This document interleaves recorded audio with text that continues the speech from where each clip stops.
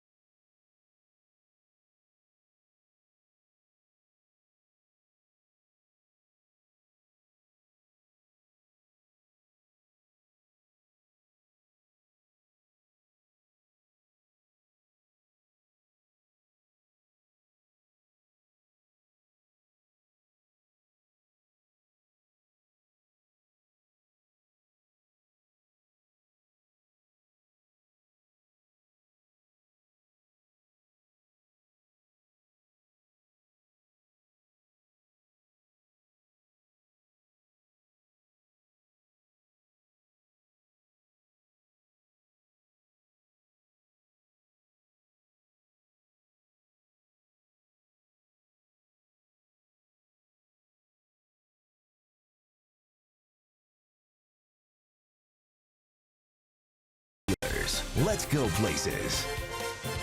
And by SunTrust. Confidence starts here.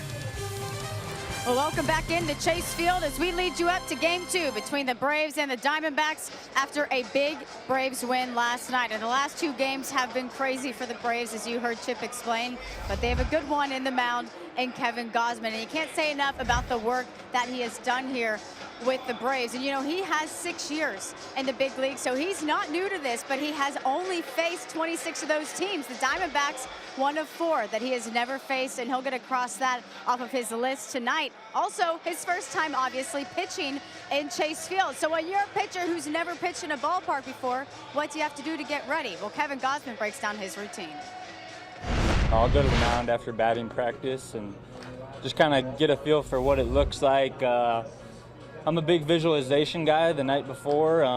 You know, I'll lay in bed for about 30 minutes and kind of try to visualize my whole start. And I think it's good when you have something to visualize. You know, I've never pitched here before, so don't know what it could be. You know, Miami, it was the fish tanks in the background. That's kind of cool. And Camden, it was the brick back there. And those places I kind of had in my mind. I'd pitched there before, so but here it'll be something I'll have to look at and kind of get a feel for.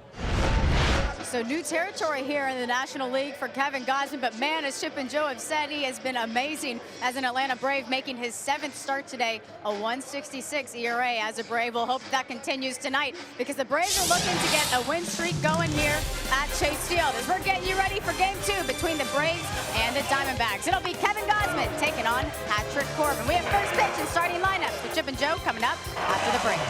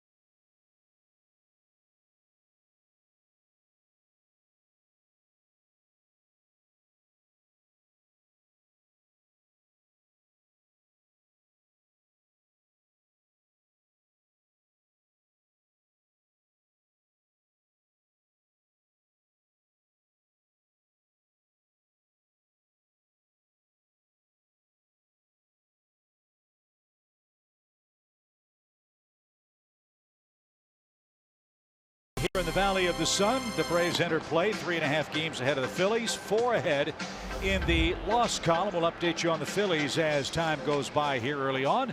Different look to the Braves order with the left-hander on the mound. Johan Camargo is at third base. Ender Inciarte will bat 7th.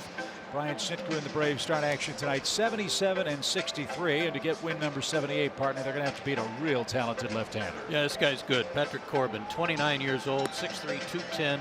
He's 10-5 on the year with a 3.06 ERA. And take a look what he's done against really good teams. Teams that are in National League postseason contention. 11 starts, 4-2. One of those losses was to the Braves at SunTrust Park and a 2.19 ERA. Fastball, slider, change. He has one of the most devastating sliders in baseball. Right-handers are only hitting 202 against him because of how good that slider is. He gets more strikeouts on the slider than any other pitcher gets on their slider in the National League. So that'll be a big challenge for the Braves here tonight as Atlanta starts with Acuna, Camargo, and Freeman atop the Toyota starting nine. See if Ronald can pick up his first hit. He's 0 for 5 in the series and 1 for 16 against Arizona pitching this year.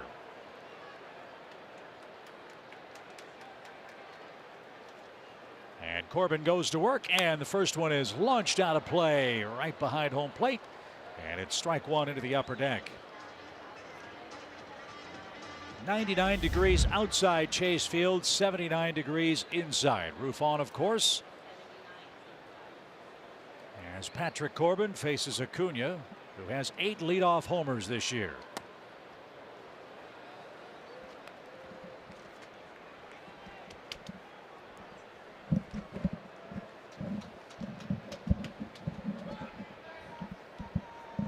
One ball, one strike.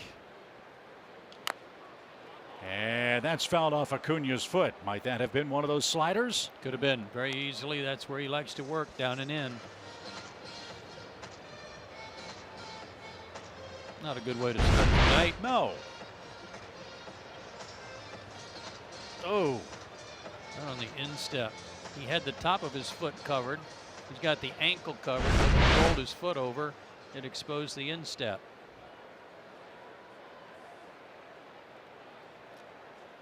So, you know, Corbin's thinking about going right back to that spot again if he can get the pitch there. One ball, two strikes.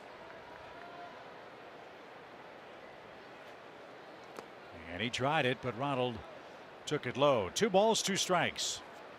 This guy's one of the more desirable upcoming free agents this offseason. Patrick Corbin, former second-round pick in '09 by the Angels. Arizona traded Dan Herron to the Halos to get Corbin, who's now gone 3-2 to Acuna.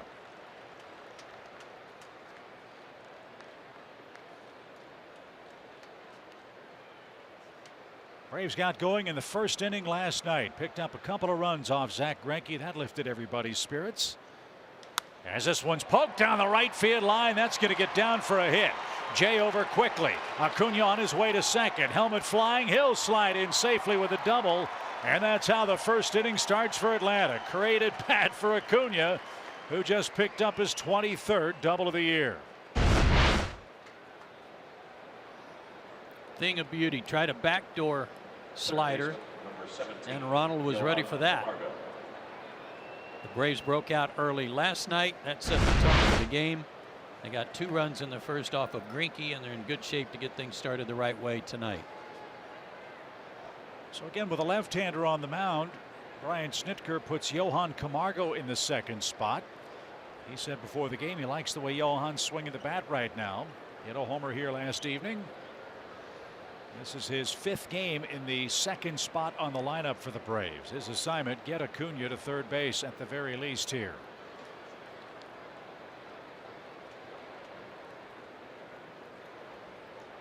So Acuna continues his sizzling work out of the leadoff spot. And Corbin, very deliberate here in the first inning. What a stop. Avila handles that ball off his chest protector. That very soft dirt behind the plate might have helped him there. Zach Greinke had some wild pitch problems in the first last night. That is an outstanding play by a very good defensive catcher. Bounced well in front of the plate, and as Chip said, in that soft dirt you could see it fly when it hit the ground.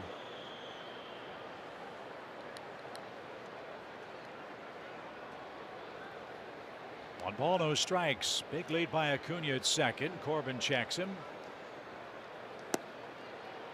And off the plate, ball 2. Even 1 run here would be a big deal, Chip, because this guy's last 6 starts at home, 3-1, 2.35 ERA, very low batting average against. He's 6-3 overall at home.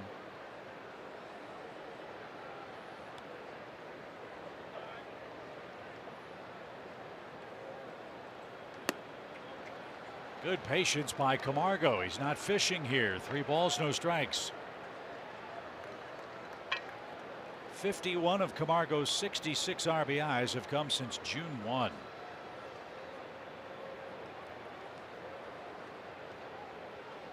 So he's in the driver's seat. Let's see what Corbin offers. 3-0. He doesn't hardly walk anybody either. He's only walked 6 batters in his last 8 starts. So he's going to be around the plate. He's going to try to get ahead in the count and get you to chase that slider. Fastball sits 89 to 93.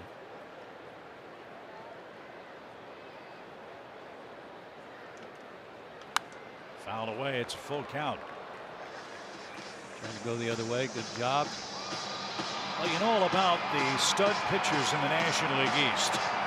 Max Scherzer and Jacob deGrom. They're 1 and 2 in the National League in strikeouts. Patrick Corbin is third with 214 of them in 173 innings.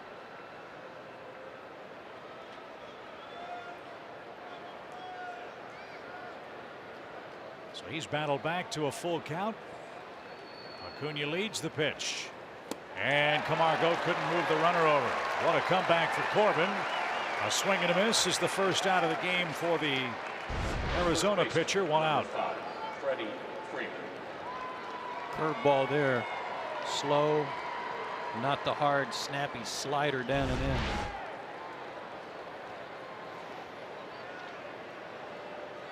Freddie scored a couple of runs last night. 2 base errors brought home a first inning run, and then he scored one himself in the 9th after a double. Freddie's riding a 4-game hitting streak all of a sudden. Shift on for him. And Corbin misses outside. And they continue to do that. They continue to shift on him and then pitch him away.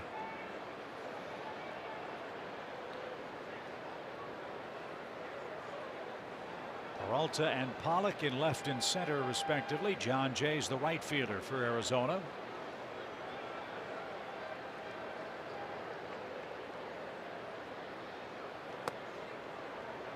And again off the plate.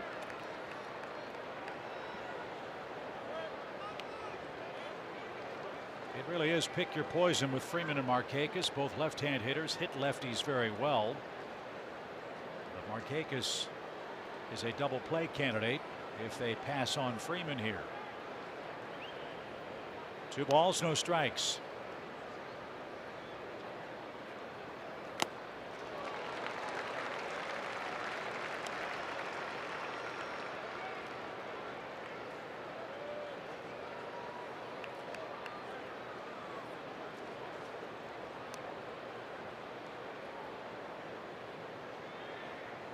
When Corbin is right, not only is he a strikeout pitcher, he is a ground ball pitcher. Keep an eye on that tonight.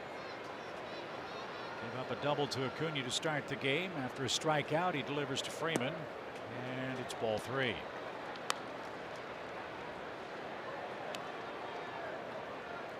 When he's been behind in the count, Freddie's been offering it some of those pitches down and away and off the plate. But he didn't have to go after that one. And the count in his favor. Wasn't worried about a 2-strike call going against him.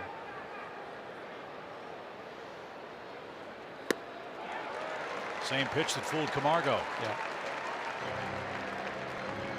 He's got a lot of weapons.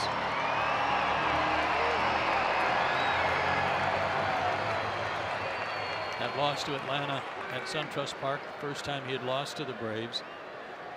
In 6 starts, he's 3-1 with a 191.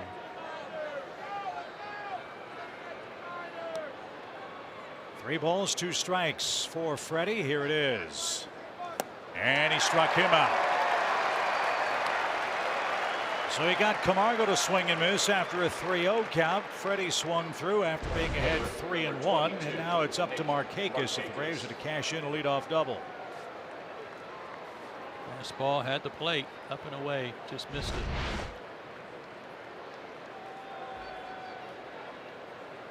So that's what makes Corbin so tough.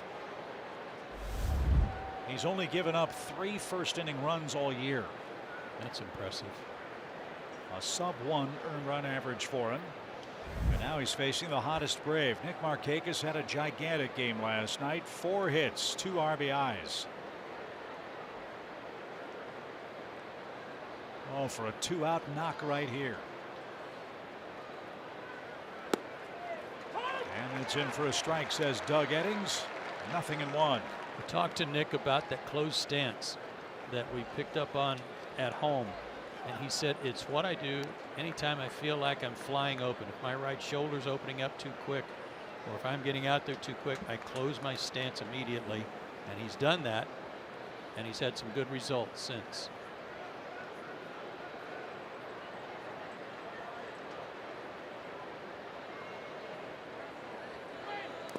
Another nice stop. 1 ball, 1 strike. Braves have been an excellent 2-out scoring team. They've scored 260 runs down to their last out in an offensive inning.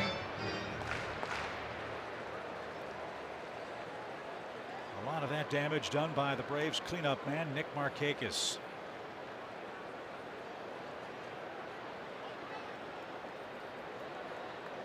Acuna still at second with 2 outs now.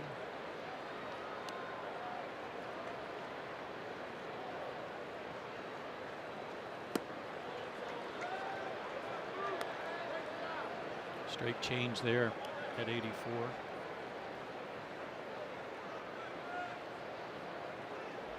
.21 pitches for Corbin. The Arizona bullpen might be in the same shape Atlanta's is. Sure. They need him to suck up some innings. They used 8 relievers last night.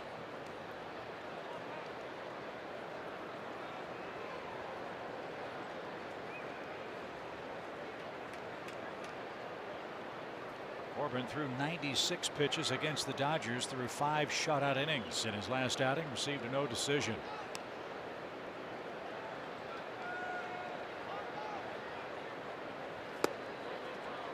That's the sign of the times. He was pitching great, shutting out the Dodgers, but he came out after 5 innings, and their bullpen blew the game.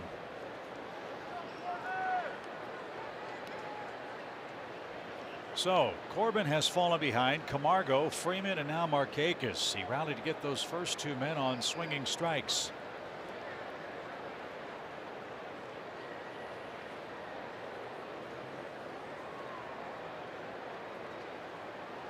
And Markakis takes ball 4, and that brings up Tyler Flowers. Markakis, the second toughest man to strike out in the National League. And he's aboard with 2 outs. That was an unintentional intentional pass. He wasn't going to give Nick any chance to do any damage after he fell behind, so Corbin just put him on. So Tyler Flowers with 2 on and 2 out. Tyler's hitting lefties at a 400 clip. He came in late last night and had a base hit. So he's 1 for 2 in the series. 23 pitches for Corbin.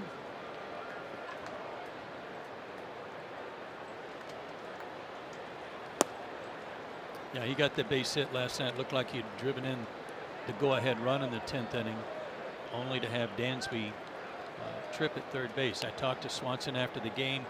If you remember the play, he did touch the base. In fact, he skidded across it and lost his balance. He didn't go all the way down, but he felt like he didn't have any chance to score once he slipped. 1 ball, no strikes. A swing and miss, and it's even 1-1.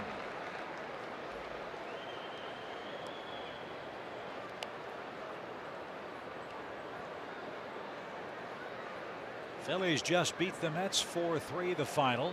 Rhys Hoskins with an 8th inning home run. The difference in that one. So for the moment, the Braves are 3 up in the East as we're just underway in Phoenix. The pitch is banged foul, and now Corbin gets ahead of the Braves catcher 1-2.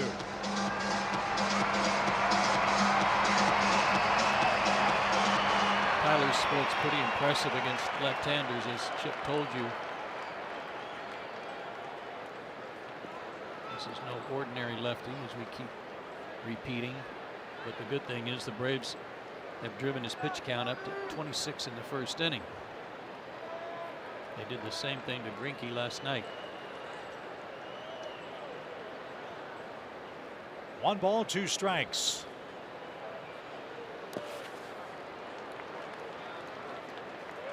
Flowers thought he was hit by that pitch. Doug Eddings says no. Tyler's going to ask the Braves dugout to take a look. I don't know if that's a reviewable play or not. It is, and they are checking. Tyler said it hit him in the foot. Right toe, maybe.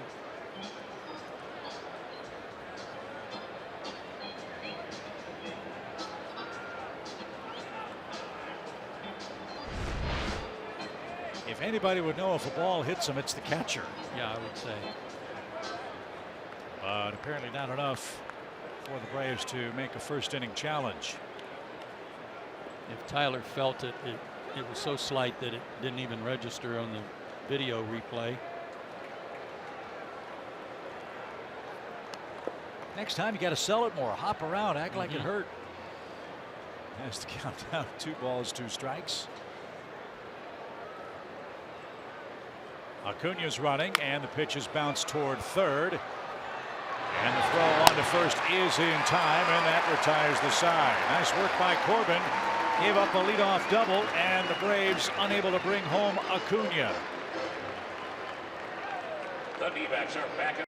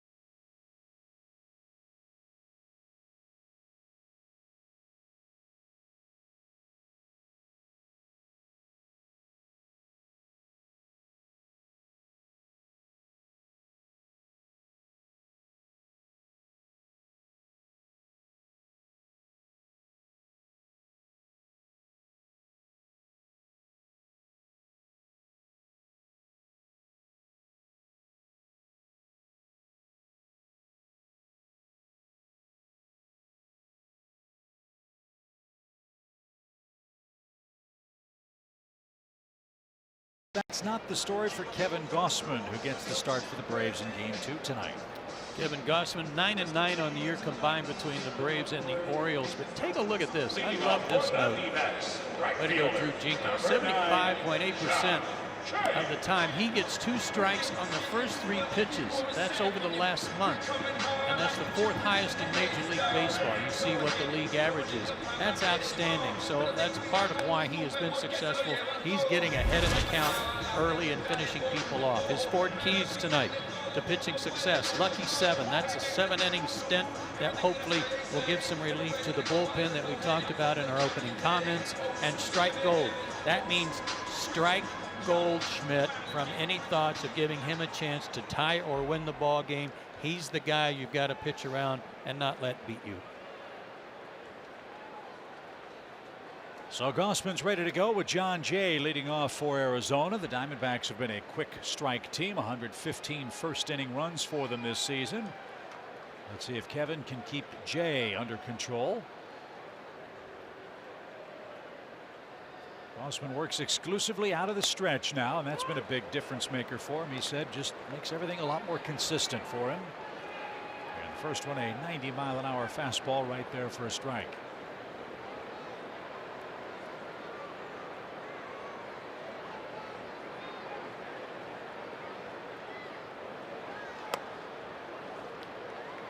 Kevin has base runners. It's just like it never seems like there's any chaos attached to it. And he's able to pitch around it. Usually the first 2 innings. Yeah. And then when the lineup gets down to the pitcher, he somehow finds a way to get out of it, and then has gotten on a roll for Atlanta. There's a good pitch. 1 ball, 2 strikes. But when you talk about impact acquisitions by a contending club, I think in the National League there are two pitchers, Kevin Gausman for the Braves and Cole Hamels for the Cubs. A and B for both of their clubs. A squibber hit towards short. Dansby's got it. Throws on the run. Freeman with the stretch, and Jays retired on a grounder to start the game for Arizona. The Diamondbacks offense features Eduardo Escobar hitting second and third base on their Toyota lineup card. Goldschmidt hit the dramatic homer to tie it last night. Peralta, Pollock, Descalso at second. Ahmed, Avila, and Corbin 7, 8, and 9. Escobar had a rough night at the plate last night. 3 strikeouts, a double play, and a ground out to short. That's not one you want to repeat. No. And some of their principal hitters, Joe, are kind of going through what the Braves have been going through for the last couple of weeks. That is some prolonged offensive slumps. This guy's 11 for his last 55.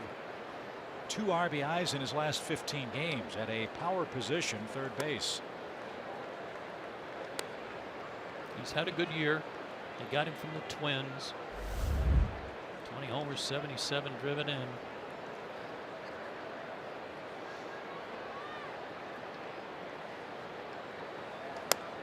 Held high right there, a strike. He thought it was high. 1 and 2. They lost Jake Lamb to the disabled list with shoulder problems in his left shoulder.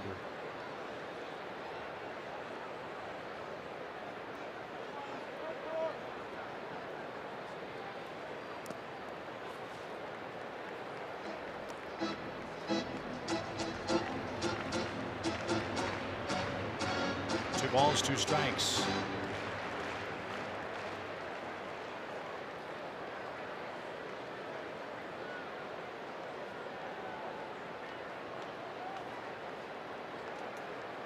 Kevin's ready. So's Escobar. Here it is. And a little line drive into left. Acuna dives, and he got it. What a play by Acuna. What a jump. Replace your divot. He got a tremendous jump on this. A good read off the bat because he saw that Escobar just kind of reached out and slapped at that. Knew it wasn't hit hard, and he was off to the races. Lost in the craziness of the game last night was the fact the Braves played a clean game defensively. That has been a sight for sore eyes. And a terrific play by Acuna to retire Escobar in front of Goldschmidt.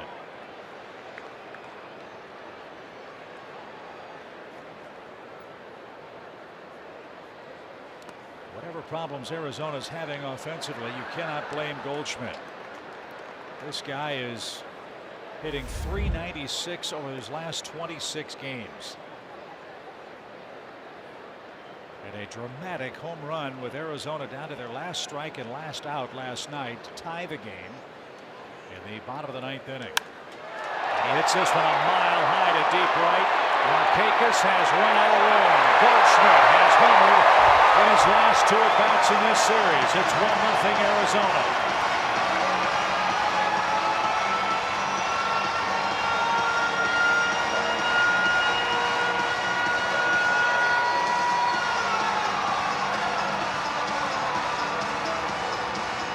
First time he's ever faced Kevin Gausman.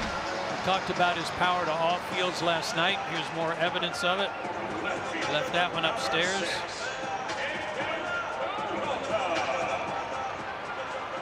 So as we told you, Arizona likes first inning offense.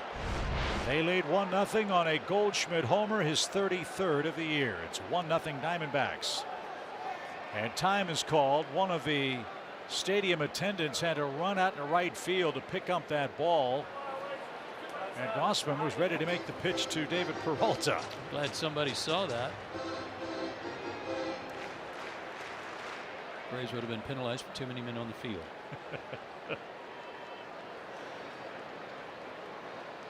Peralta is roasting hot at home. Didn't get that with no strike. 3 singles for Peralta here last night. Over his last 20 games, Joe, he's hitting .488 here in Phoenix. So He's had a great year. Yeah, Goldschmidt and Peralta, a real dangerous duo. Out of play. So Atlanta got a leadoff double, couldn't bring him home. Arizona had Goldschmidt in scoring position in the batter's box. He hits an opposite field homer. It's 1-0 Snakes still in the first.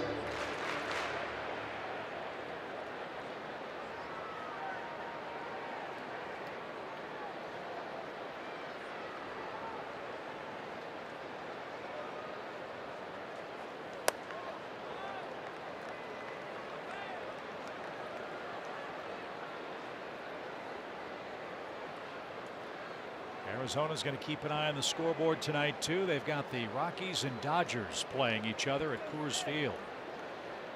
The Western race extremely tight as well in the National League.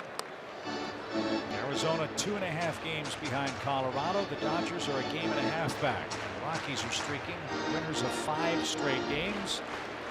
They're in the middle of a long stretch of games at Coors Field. Got Clayton Kershaw tonight.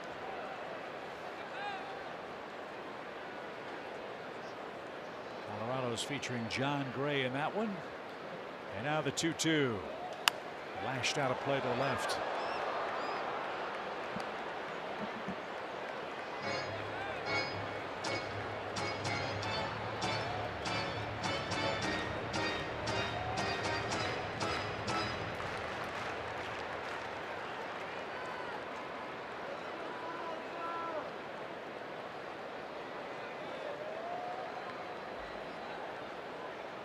The 2-2. Bouncing ball too short. Dansby's got it. And the throw to first is in time. Paul Goldschmidt is red hot. His 4th hit of the series and his 2nd home run. It's 1-0 Arizona. 98.7 FM Arizona Sports Station is your official home for D-backs baseball and insider access to D-backs.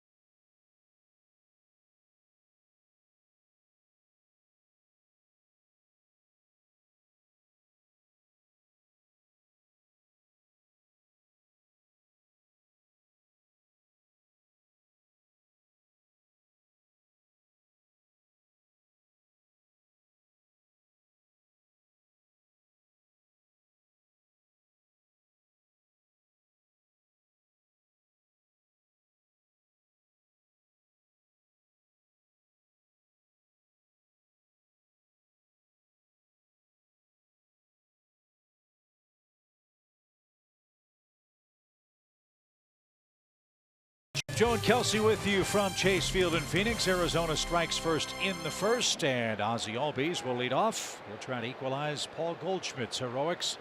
A 2-out solo home run has given Patrick Corbin a 1-0 lead. I thought Ozzie today had as good a round of batting practice as I've seen him take in a long time. 9 out of 10 swings. Everything was right on the button. Loud and hard hit. It wasn't like he was playing home run derby with it or anything. He was just hitting the ball hard.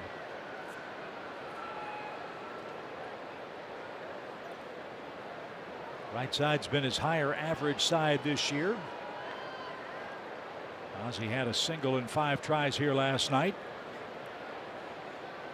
As Corbin made him move his feet and missed again. He is pitching behind in the count an awful lot. He had to throw a lot of first inning pitches. 28 to be exact.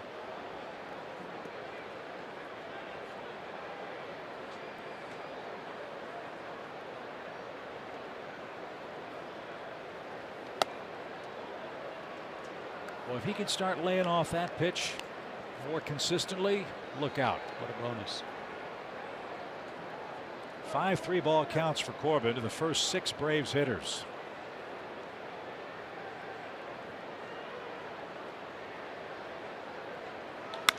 Ground ball into the shift. And the throw to first from Descalso, right on the money. 1 out. Good defensive alignment. Saved a hit. So that's a 4-3 put out, and Ender is the batter. Ender has steadily improved his work against left-handed pitching. So much so that he's 6 for his last 13 against southpaws. So ride the hot hand. He's in the lineup, albeit 7th in the order against Patrick Corbin. And Ender takes a strike. That's our Rocket Mortgage breakdown. Ender against left-handed pitchers. Before the break and after the break. Quite a drastic difference. 33 at bats, but a 273 mark. And I think there's more that goes into this lineup configuration tonight, and it has to do with this outfield. It's so massive out in center field. You need Ender out there. Not that Acuna couldn't cover it, but he's never played here but 1 game.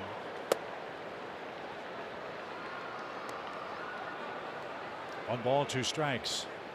At this time of year, run prevention is almost as important as runs scored. Absolutely. 1-2 pitch. Strike 3, painted a corner. That dotted the outside edge. And Ender is rung up. That's 3 strikeouts for Corbin already. And just like that, 2 are out. He's been just off the plate and missing out there. He did a couple of times to Freddie and to Markakis, but he zeroed in on that one.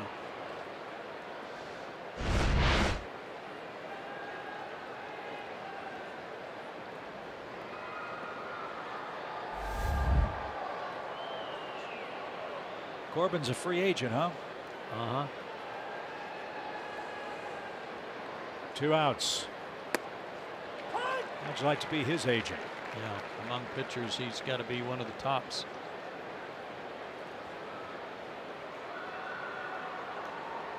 .29 years old, 6'3", 210.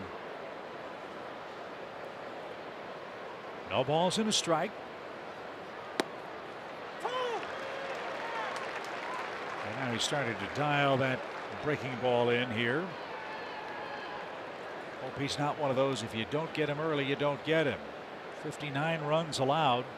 Only 3 in the first inning leads you to believe that you can make hay against Corbin. The 0-2 pitch is popped out of play, foul. He missed the 2014 season with Tommy John surgery, so he's already gotten that out of the way.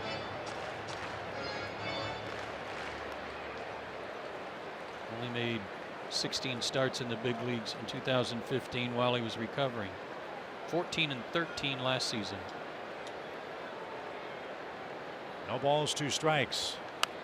And a little pop behind first. Goldschmidt retreats. He's under it, and he's got it. And Corbin has a 1-2-3 second, and he preserves an early lead. It's 1-0 Diamondbacks.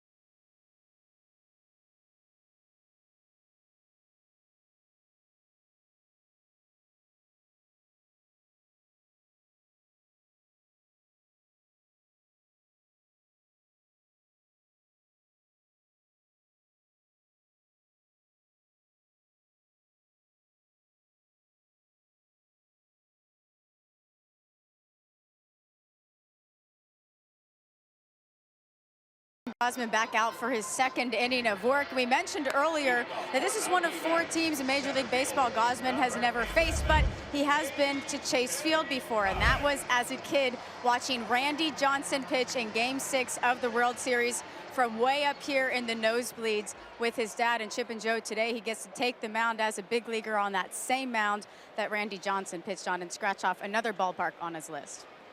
That is a ways up there too, isn't it, Kelsey? It is. It's a great view, though. I mean, man, different perspective, but great view.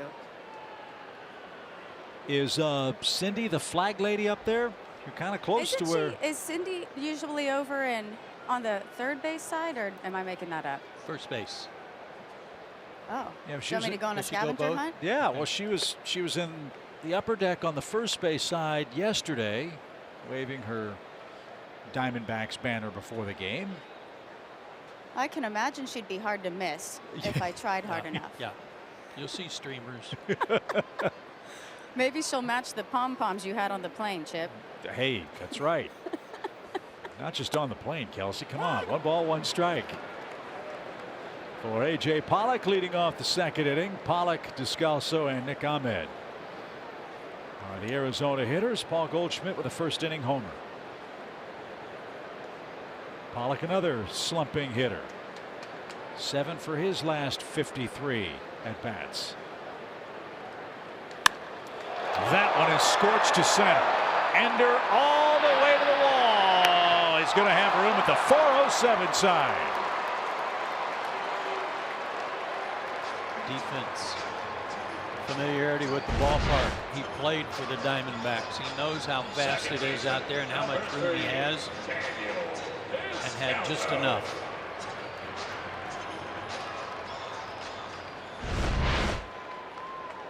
The greatest thing in baseball that was ever invented for Ender Inciarte was padded outfield walls. Yep, he is fearless going up to the fence. And a deep fly ball takes care of Pollock for the first out. Here's Descalso.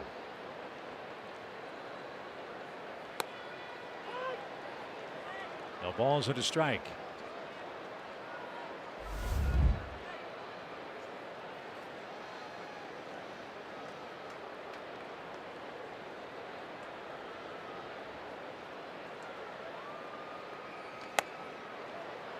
Was fooled there. Last year, Daniel hit 10 homers, drove in 51 runs. Those were career highs. He surpassed those numbers this year. So back-to-back record-setting years for Daniel Descalso. Former Cardinal and Rocky, and now with the Diamondbacks. And out of play, 0-2.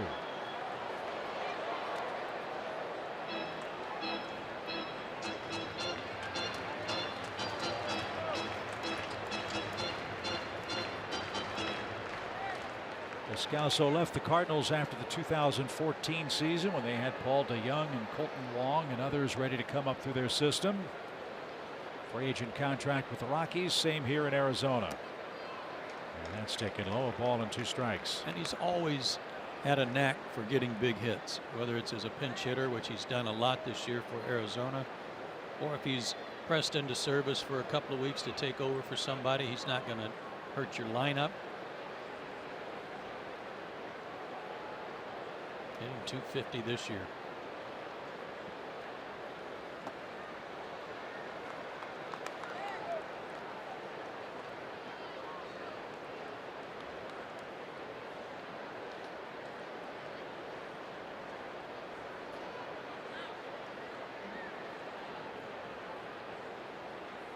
Descalso had a big hand for the Cardinals in the 2011 World Series.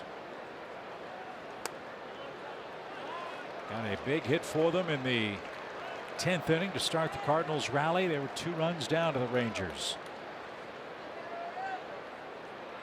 And the rest, they say, in St. Louis is history. 3 balls, 2 strikes. For Kevin Gausman, the pitch is cut on and missed. First strikeout for Gausman. 2 up, 2 down in the second inning. He reared back and let that one go. 95.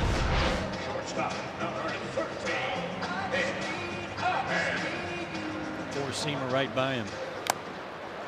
Tyler didn't even have to move his glove. That was perfectly placed. Here's Ahmed. He had a big hit in the 4th inning, a bases clearing double. Part of a 3 RBI night. Nick also singled and walked in last night's series opener.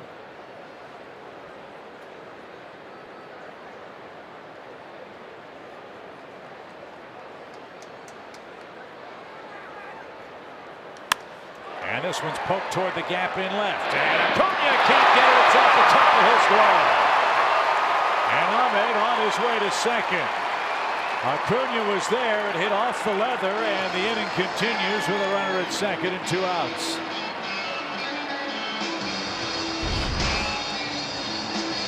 Catcher, number 5, Alex out. I thought he had it. He thought he had it. He couldn't believe that wasn't in his glove.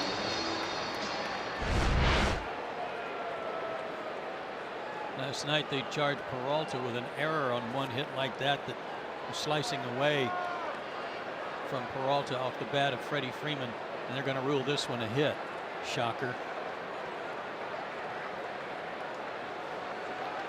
So the Braves will walk Avila, and Corbin will be cleared here.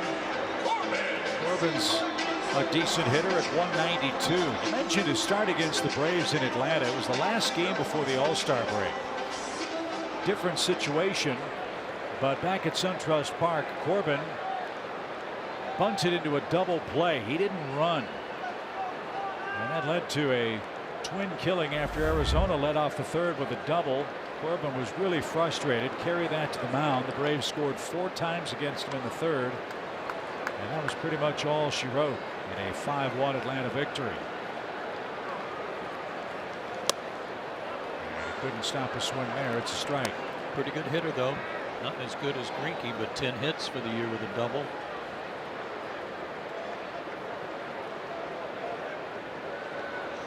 That's amazing. Freddie charged his at bat last night with an error, and Ahmed gets a double. Swing and a miss. You start thinking about guys competing for batting titles, RBI titles, and the like. Those are the times where you wonder, why doesn't Major League Baseball universalize the official scoring? The old saying, hometown scoring, it exists. Sure does.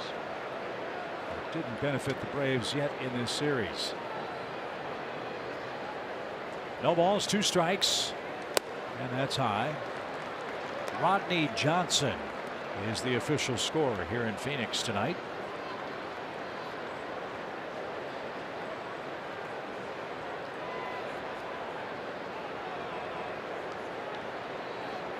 Two on, 2 out.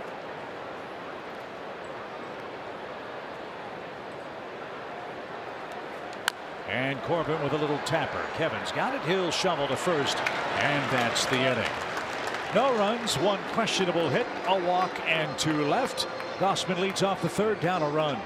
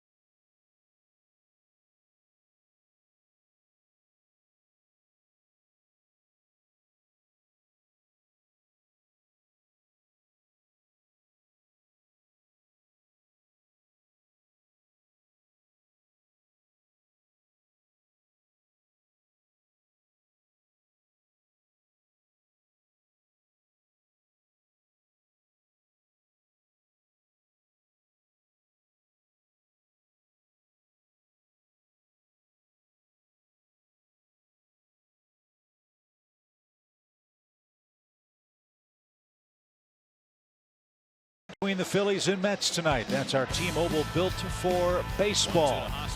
And the Phillies desperately needed that guy to start to get hot. Rhys Hoskins. Big time clutch home run to give them the win.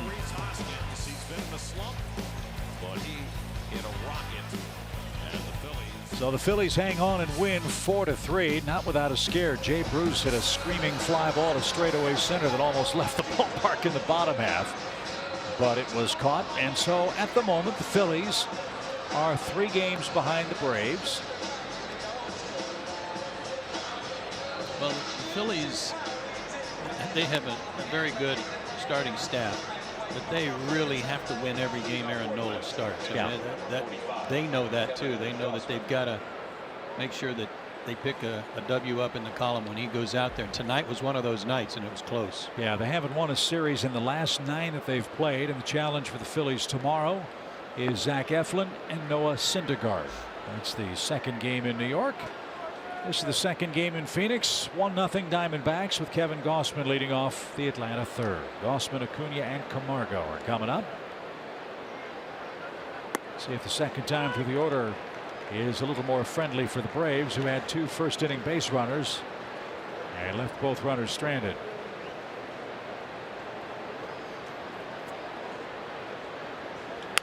That is just foul at third. He missed an extra base hit by about 6 inches. Thought it was going to hug the line and stay fair. It just went foul at the bag.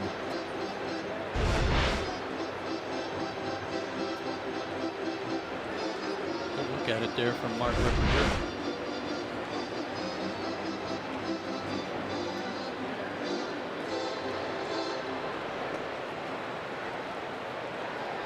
No balls, 2 strikes. And a swing and a miss. 4 strikeouts for Corbin. That's how the third inning starts for the Atlanta offense. And we go back to the top at Acuna. Ronald doubled down the right field line his first time up. And Corbin had a lot of deep counts in the first inning. I think he had 5 3-ball counts to the first 6 hitters. Has walked but 1 man.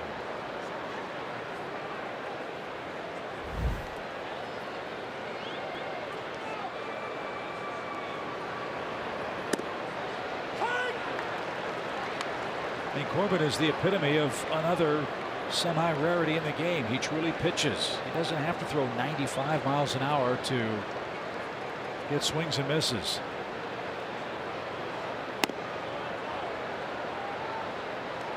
Yeah, generally speaking, you top out about 93. He really pumped up and let one go. Getting strike 1 much more consistently now, as he falls behind 2 balls and a strike.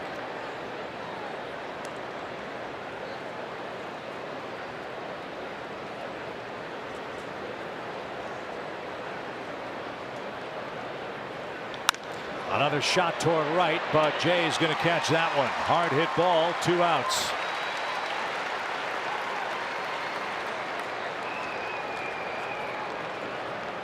Good to see him hitting the ball hard the other way, though. Johan Camargo, the batter. He's tonight's Yellowwood brand, bringing the lumber feature. Last 27 games, almost a month's worth, hitting .340. 16 driven in.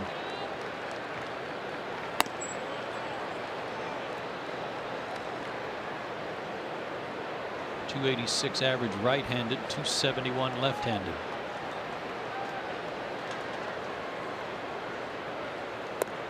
Six of his 16 homers right-handed. Corbin fell behind him 3-0 in the first inning, rallied to strike him out. He's behind 2-0 here in the Braves third. And this one scalded towards center. Pollock going back. He's going to turn. That ball is high off the wall, and it's a home run. Johan Camargo ties the game with a homer to straightaway center. Number 17, and it's a 1-1 score.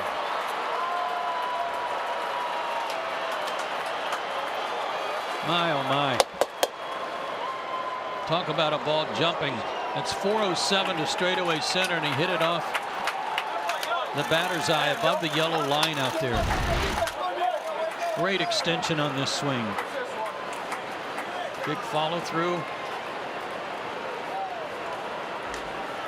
And A.J. Pollock knew that he couldn't get to it. He's going to try to play it off the wall, hoping it hit below the line. It didn't. So a 426-foot home run by Johan Camargo has evened the score. Another 2-out run for Atlanta. And Freddie Freeman's the batter.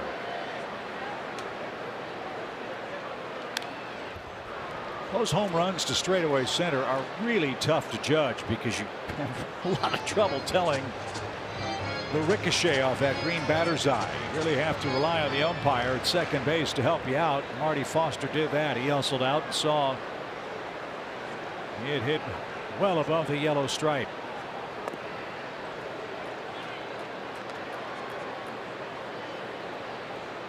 So the 13th home run surrendered by Patrick Corbin this year. And Freeman digs in and takes ball 2. Yeah, and 13's not many, especially in this ballpark.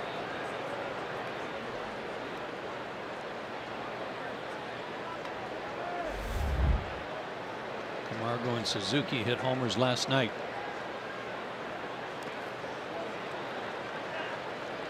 Another 3-ball count. He was ahead of Freddie 0-2. Struck him out on a fastball in the first inning.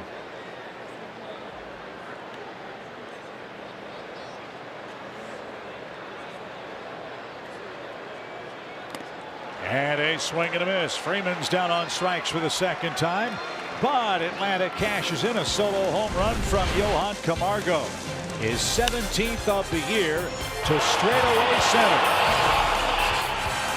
1-1 is your score.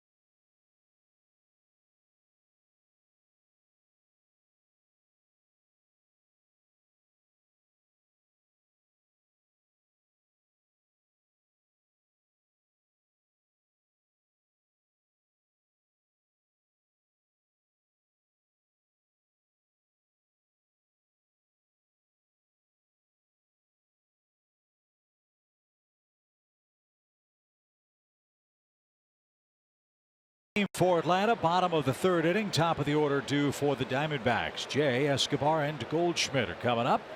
New life for Kevin. He surrendered a couple of hits, a walk. He struck out one batter in his first turn through the order. And that missed outside, ball 1. Quick shutdown inning would be nice.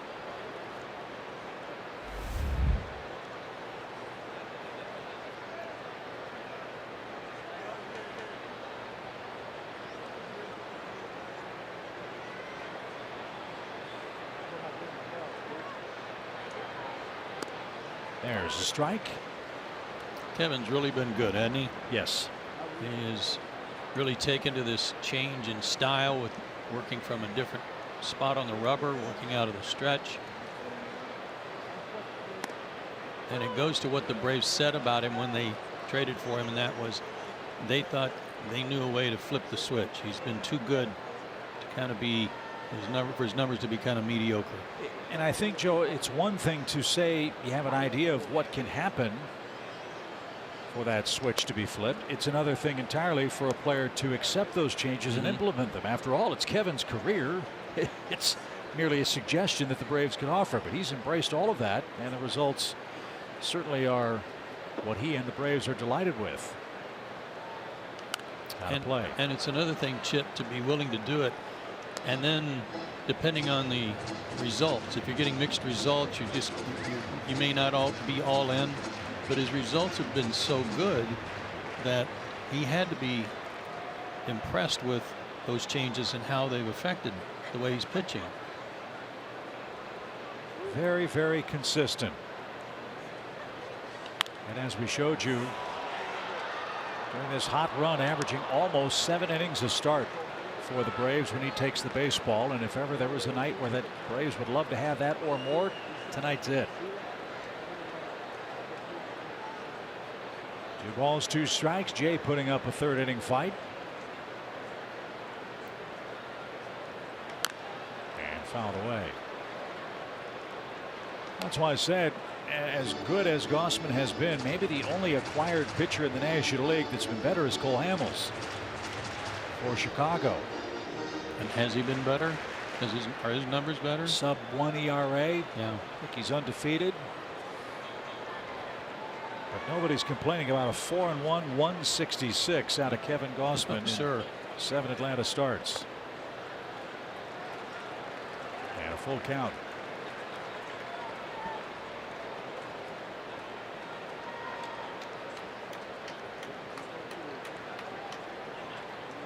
Pitch number 9 for number 9, John Jay.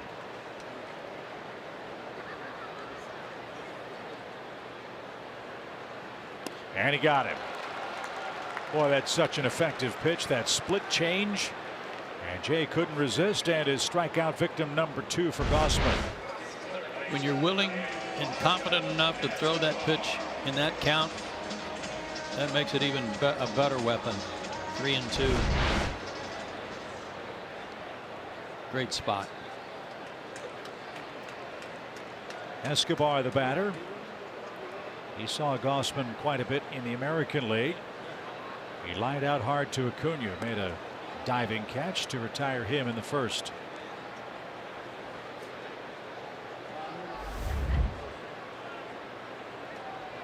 Diamondbacks have a very tough road ahead if they're to make postseason play.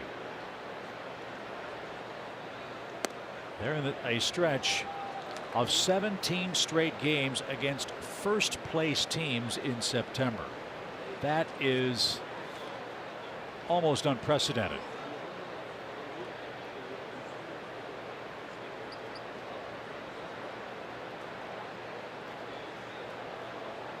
Two balls, no strikes. Fouled away. The current record of consecutive games against first place teams is 14. The 1993 Orioles and the 1996 Detroit Tigers had to run that gauntlet. Arizona's got a chance to set the record, assuming all of their opponents remain in first. That's hammered down the line and pulled foul. So my point is, if Arizona gets in, they will have earned their way in. Absolutely. And the same with Atlanta in this regard. Obviously they will have earned it, but when you've got to play your next closest rival 7 times out of the last 10 or 11 games and you win, that's even more proof. 2 balls, 2 strikes. And that one's lined into left field, a base hit. Escobar has gone the other way twice. He's 1 for 2. And now Atlanta has to face Goldschmidt with a man aboard. He homered the opposite way his first time up.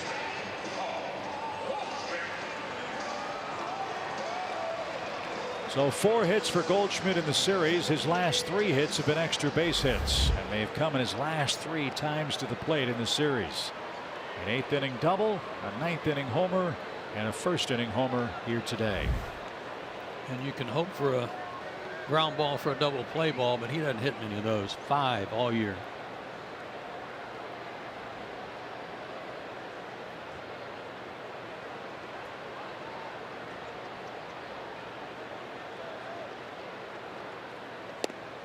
A very signature stance in that when he's holding the bat, he's got it pointed straight down at the ground behind his right shoulder. But by the time the pitcher's ready to deliver, he has it back up and in a more conventional spot.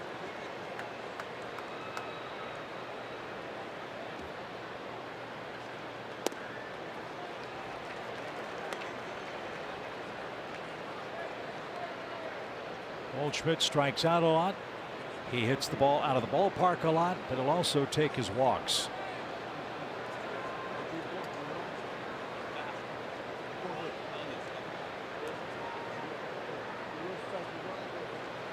He's walked 90 or more times, 3 straight seasons, and 4 of the last 5. And he's on pace to do it again here in 2018. 3rd in the league in on base percentage. 2 balls, 1 strike. Ground ball up the middle. Dansby dives, knocks it down, keeps it on the infield. Everybody's safe.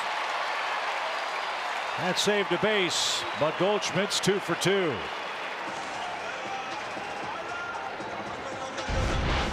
They weren't going to get a double play because Goldschmidt runs too well after a diving stop, but they were going to get the lead runner. Great stop.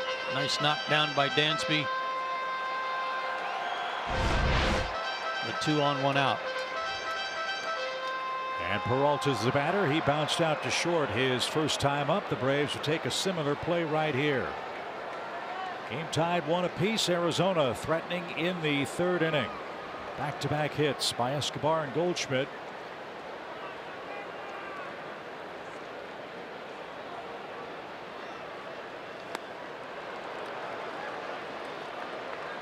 That was a good 8 inches off the plate, and Peralta couldn't stop his swing. And made up his mind to swing at that first one.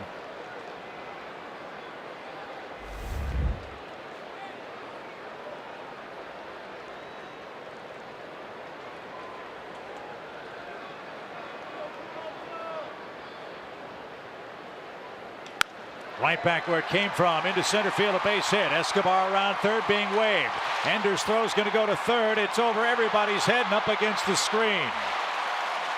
And runners are at second and third. Arizona's back in front. It's a 2-1 game.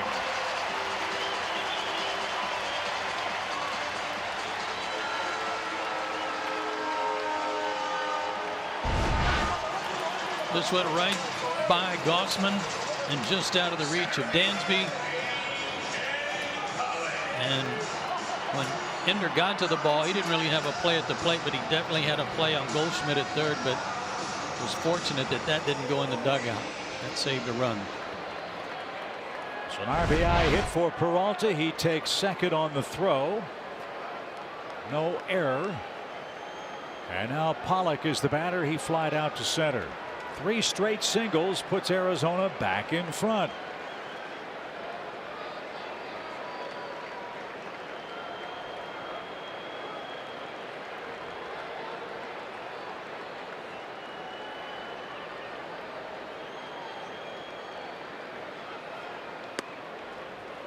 That just missed. Ball 1.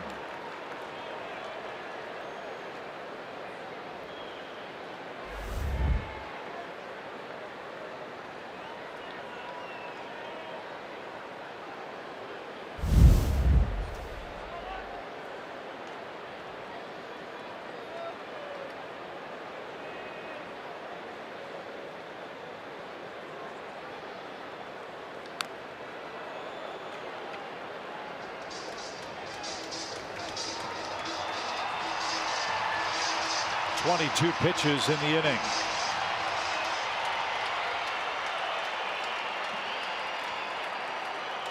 And 54 in total. And a lot of stressful pitches. He's had base runners in every inning, albeit very briefly in the first, thanks to the Goldschmidt homer.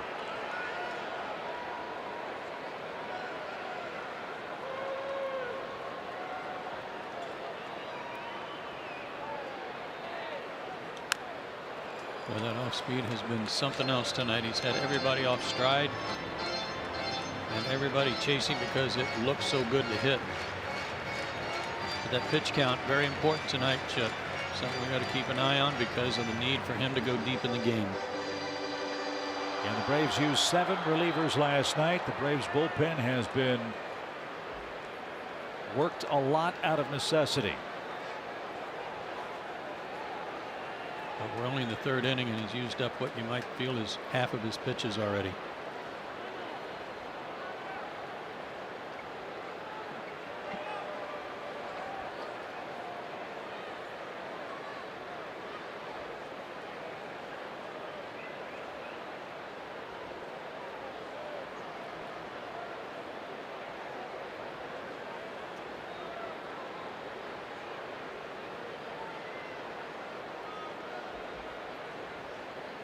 The 1-2.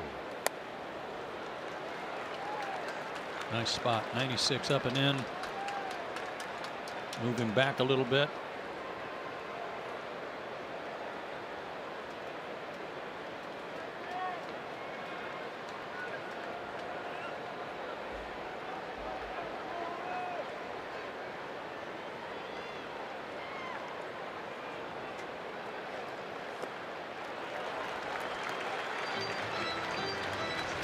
Now it's a full count for Pollock.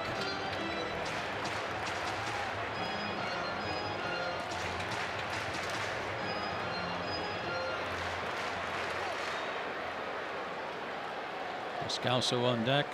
Got a base open. Again, to be able to throw that split change at 3-2, it's been very effective. Don't have to throw him a strike. He didn't, and the Diamondbacks have him loaded.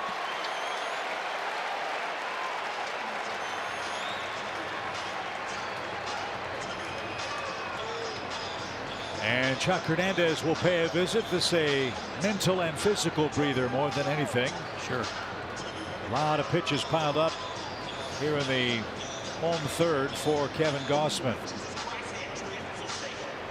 Descalso struck out a lot. Struck out his first time up tonight. And that was number 97 for him in 305 at bats.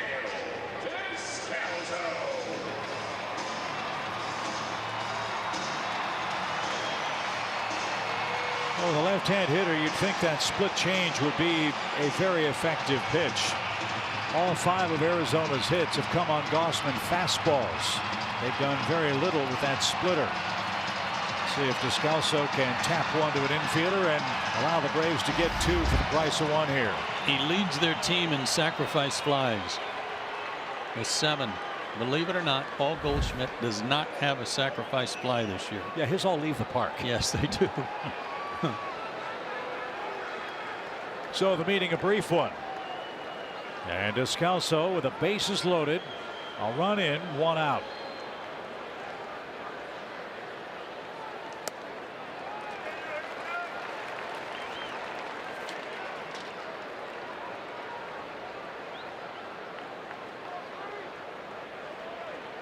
Descalso is 2 for 10 this year in bases loaded situations. But that continues. 1 ball, no strikes. Oh, thank you very much, Doug Eddings.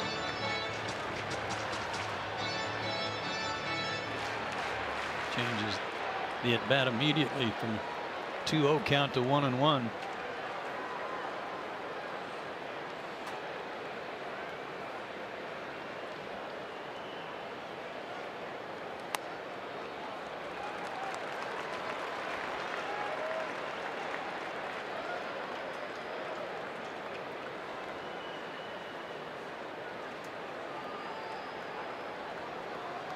Two balls, 1 strike.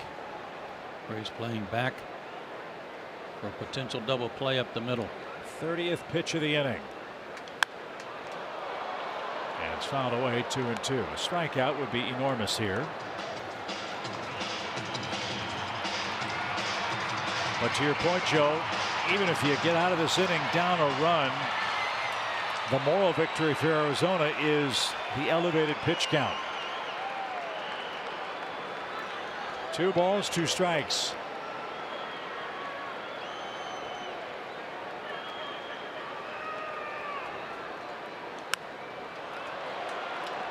Spoiled one. I mean, that was not going to be a strike. It was not going to be a called third strike, but he somehow got a piece of it to keep from striking out. 32 pitches for Gausman in the first 2 innings. 32 pitches about to be made in this inning. And only 1 out.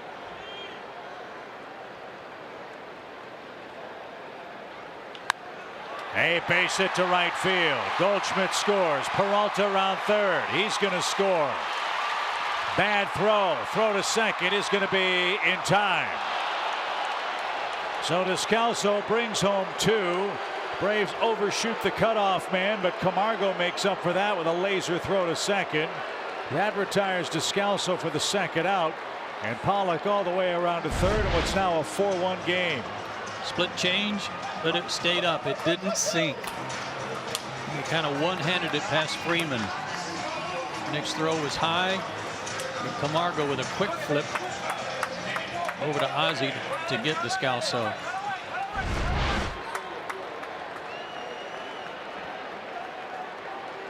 So a single, 2 RBIs for Descalso. A 9.54 putout retires him. Pollock's at third base.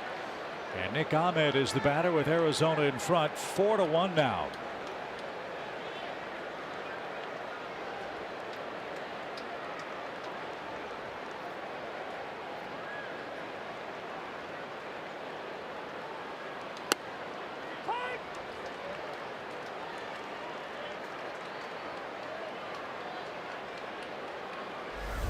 Now the Braves really have their work cut out for them against Patrick Corbin, who's given up 3 or fewer runs in his last 6 games.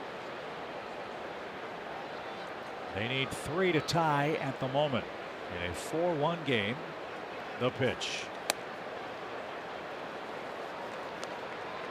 Ball 1, strike 1 for Nick Ahmed, the Arizona shortstop, who's already doubled in the game. That was the line drive off of Acuña's glove that somehow scored a hit.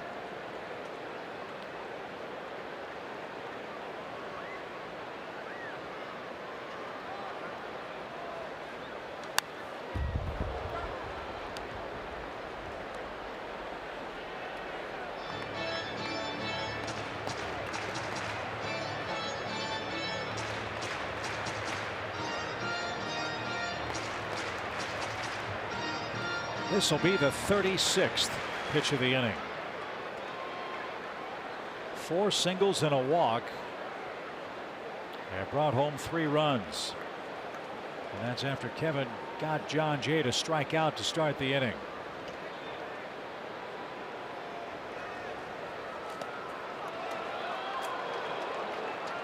Two and two.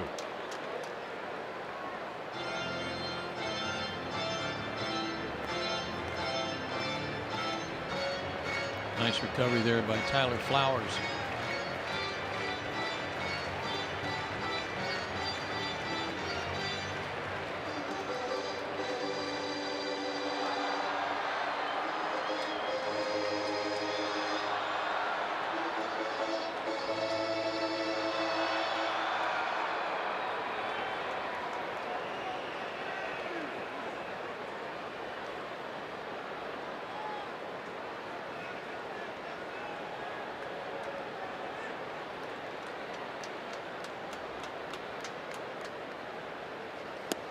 Swing and a miss, and that retires the side. Kevin needed that as Arizona worked him over for 3 runs, 4 hits. It's time for the 4th inning and time for the Braves bats to go to work.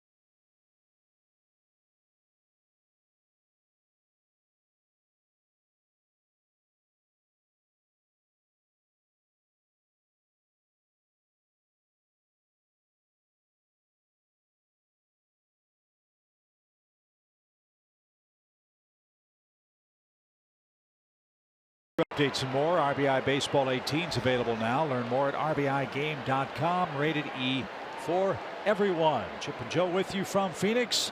Arizona leads it 4-1 as we go to the top of the 4th inning.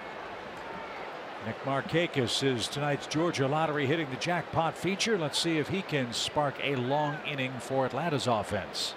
And I love that he's reached in 12 out of 13 ball games. The 4-game hitting streak he's on right now. 8 for 16. Big bounce back.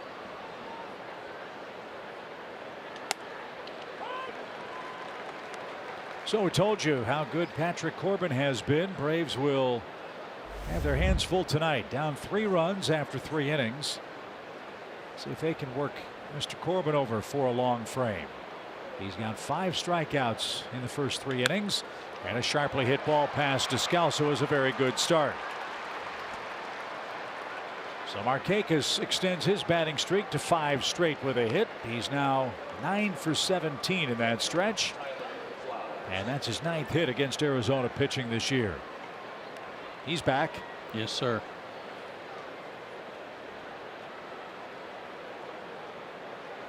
And now Tyler Flowers. Corbin pitched one of the best games of his life this year. Back in April here against the Giants. Complete game, 1 hit shutout. Walked 1, struck out 8.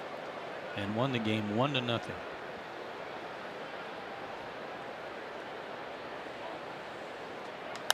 Line drive to right. Jay's coming on, and he makes the catch, tumbling to his knees.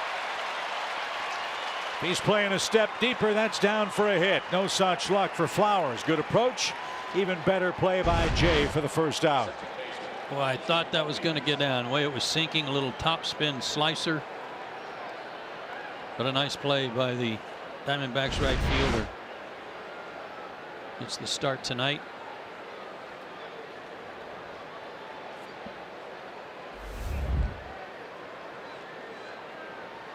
So here's Ozzie. He pulled the ball into the shift his first time up and grounded out. He's got the whole right side of the infield in this situation. Looks like they're going to pitch him away. And he took a strike.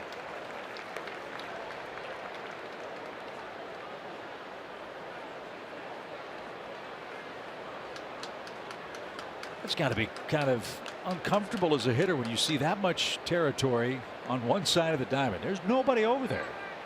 Definitely, they are definitely challenging him in an effort to take away some of his power.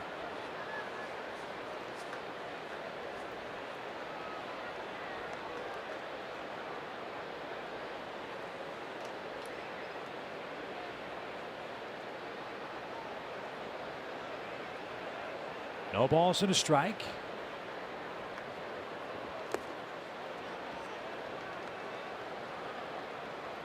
And now 1-1. Braves have been very respectable this year against left-handed pitching. They're 18-22 against lefties.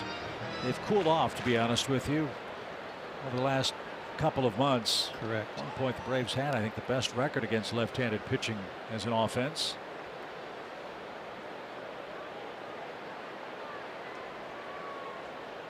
Margot tied the game briefly in the third, 1-1 against Corbin. Braves have a threat here in the fourth. And he did take a shot at right field, but fouled it away. 1 ball, 2 strikes.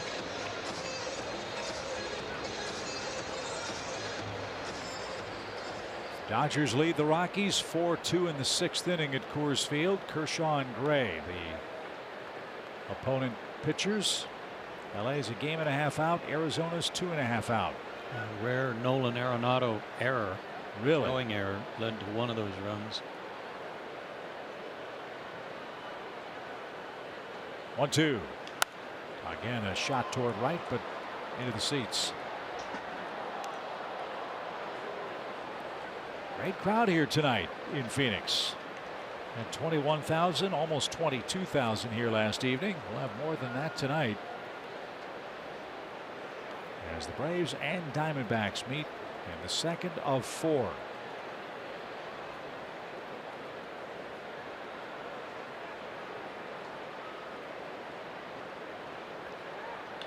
There's a shot to left. That's going to hang up for Peralta, however. After a leadoff hit, 2 hard lineouts bring up Ender Inciarte. Good at bat. Good at bat. Not a good result. But a good at bat. Took a couple of pitches that were just off the plate. And able to hit that pitch hard.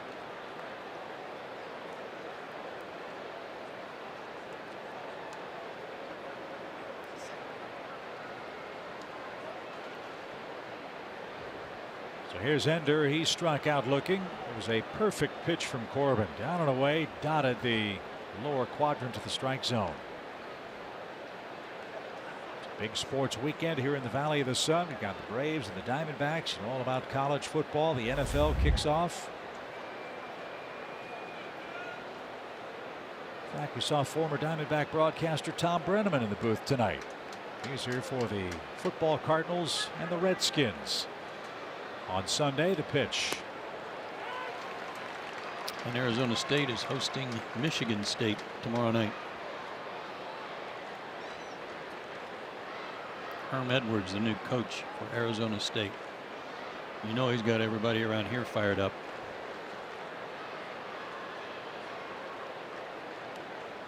No balls and a strike. That just missed. Good eye. Even count.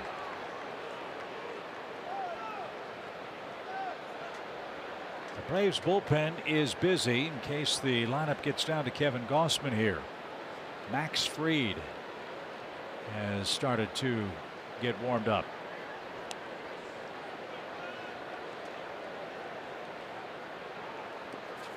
Ball in the dirt. Nice stop. You kind of had a feeling tonight, though, that if Gossman ran into any early trouble, there were going to be some of the not so usual names coming out of the bullpen. Well, that makes sense. Brad Brock has pitched in 4 of 5 games. Jesse Biddle 3 of 4. Luke Jackson and Shane Carl 3 of 4 games for Atlanta.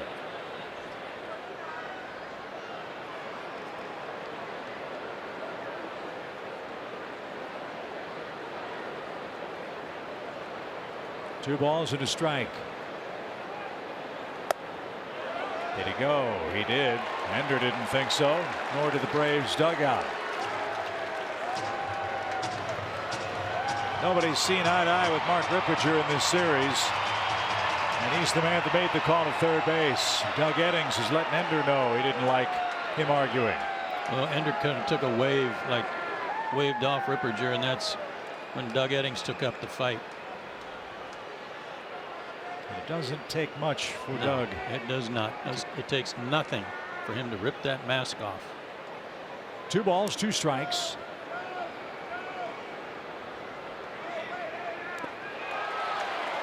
And a swing and a miss. Ender flings the bat down, didn't run. First base was occupied anyway. He's tagged out. Now he looks back at home plate umpire Doug Eddings just got thrown out of the game. That is a very quick hook. And Ender's going to go nose to nose with Doug Eddings as he's been ejected from this game in the 4th inning in Phoenix. Doug Eddings loves it.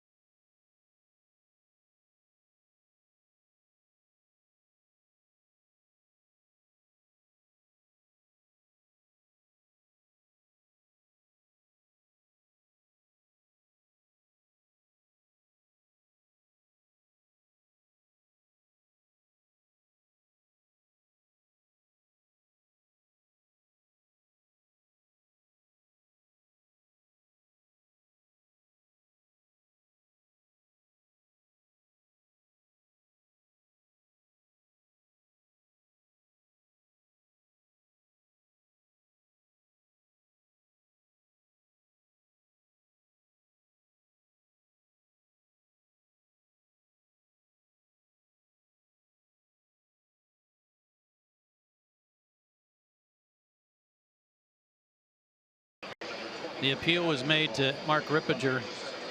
He didn't go. That was a check swing. Rippiger rang him up, and then there was this where he waved at him, and that's what caused Doug Eddings to want to jump in and take it up. So Enders ejected from the game. Ronald Acuna will take over in center field. Adam Duvall will play left field. Kevin Gausman back to work for the Braves in the home 4th inning after throwing 37 pitches in the Diamondbacks' 3rd inning. He's got the 8, 9, and 1 hitters coming up in a 4-1 ball game.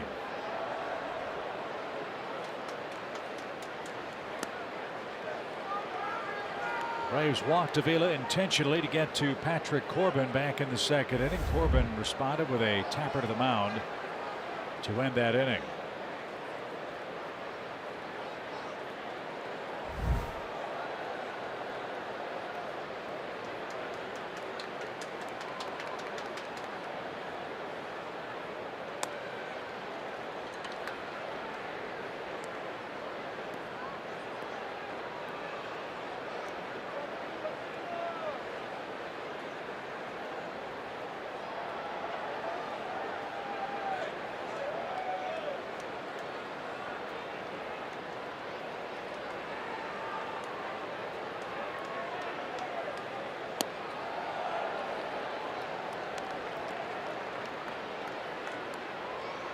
Just hasn't been quite as crisp with his location tonight.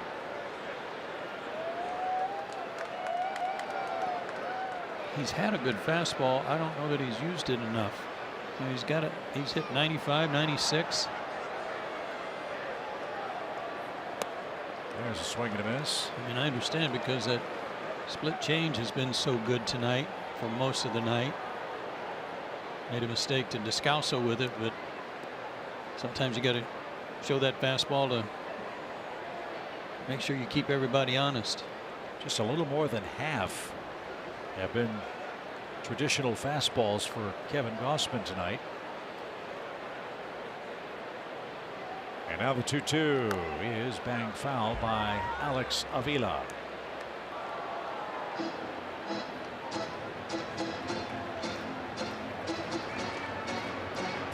(4-1) Arizona. 4 runs on 6 hits for the Diamondbacks. A run on 3 hits for the Braves.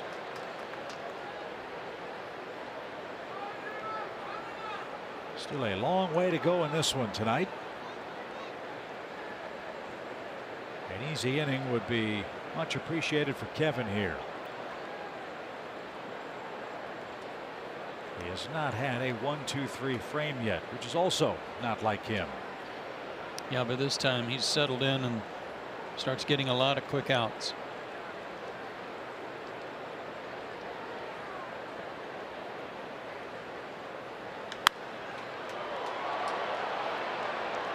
Into the upper deck and fouled off. 2-2 still.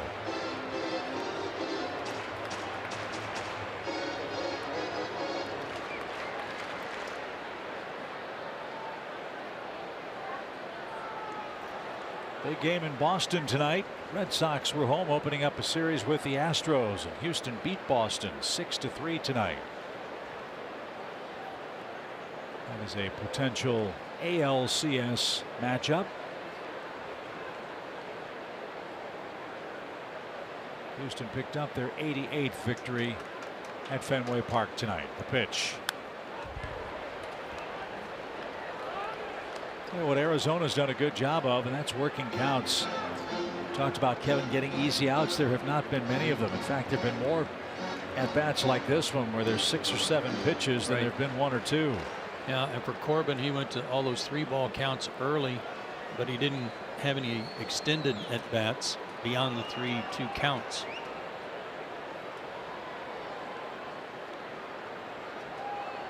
So 2 balls, 2 strikes. And outside, ball 3.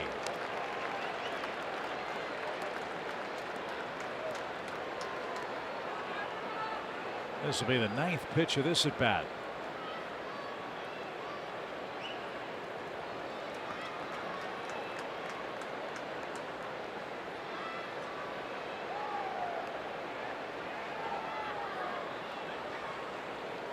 And a swing and a miss. Avila's finally subdued. Fourth strikeout for Gossman, and Corbin's coming up with one man out. Another split change at the perfect spot right behind home plate. Most of those pitches tonight of that variety have been outstanding.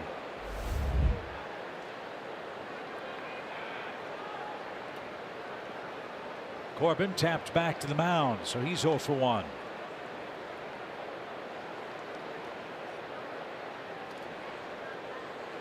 And our first 100-loss team in the big leagues tonight. Baltimore joined that club. Did they? Tampa Bay routed them 14-2. Yikes.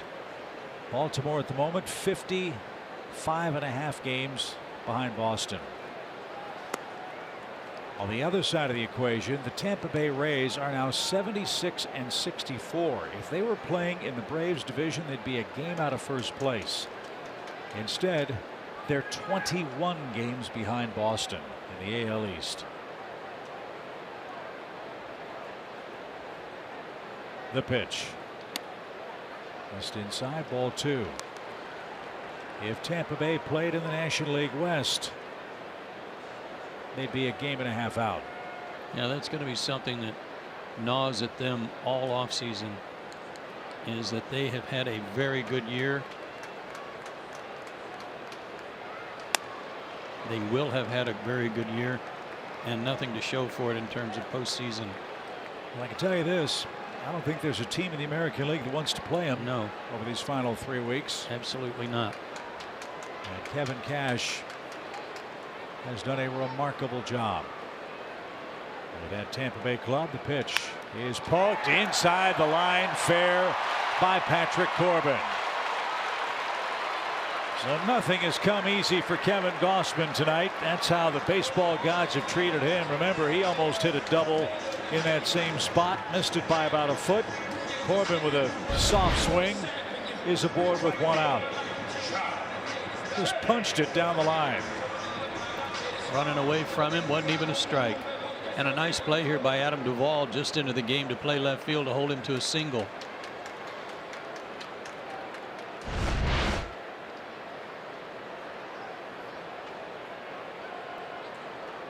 So back to the top we go. Here's John Jay. Braves bullpen back to work. It's Sam Freeman getting ready. Not at all what the Braves were hoping to see in the 4th inning tonight. Max Fried was up and throwing earlier. Braves might have to use Freeman to get out of this inning and then turn it over to one of their long relievers in the 5th inning. Swing and a miss. Phillies beat the Mets, as we told you, 4-3 in New York. Rhys Hoskins with the go-ahead homer. Phillies now 74 wins, 66 losses.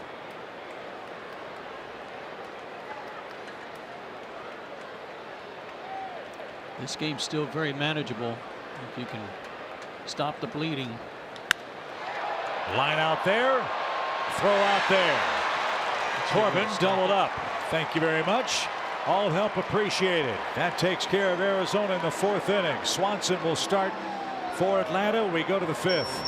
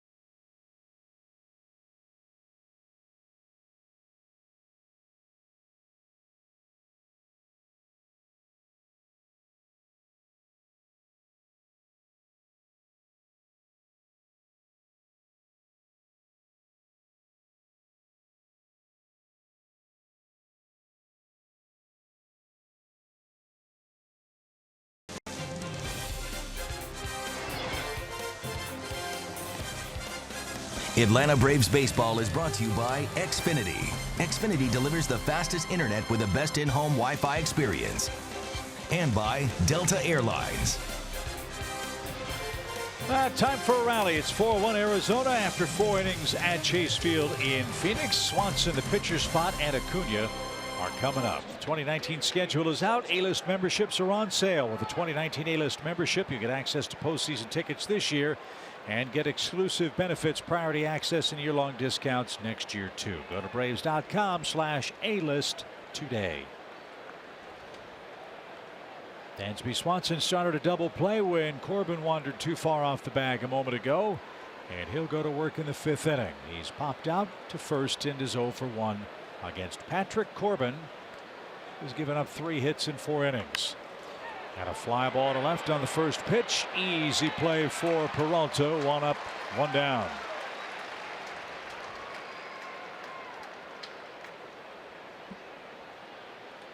Gossman's going to hit for himself and stay in the game. He might have done so anyway. If Dansby had reached, he could have bunted him over, stayed in the game.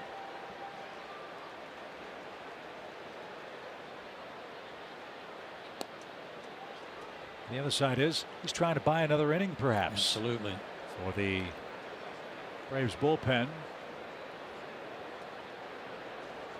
The 4th inning, the easiest frame for him so far tonight, as he flirts with that third base line again. If he comes back out for the 5th, he'll have the 2, 3, 4 hitters up for Arizona. Nobody throwing in the Braves bullpen, so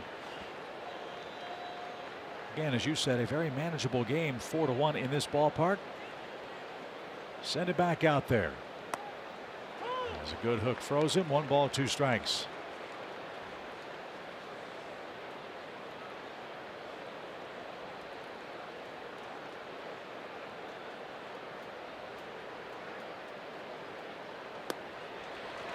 Strikeout number 7 for Corbin. This is a man that struck out 221 men now this season for the Diamondbacks. And he is rolling here tonight. He has an average of over 11 strikeouts per 9 innings. 11.09. That's 7th in the majors. The Diamondback single season record is 13.41 per 9 innings by Randy Johnson. He's a far different pitcher than Randy Johnson, but has similar results. Acuna with 2 outs, doubled in the 1st inning, and hits it a mile high toward right, and right at John Jay. It'll be a very quick and easy 5th inning for Corbin. 7 pitches gets him to the bottom half with a 4-1 lead.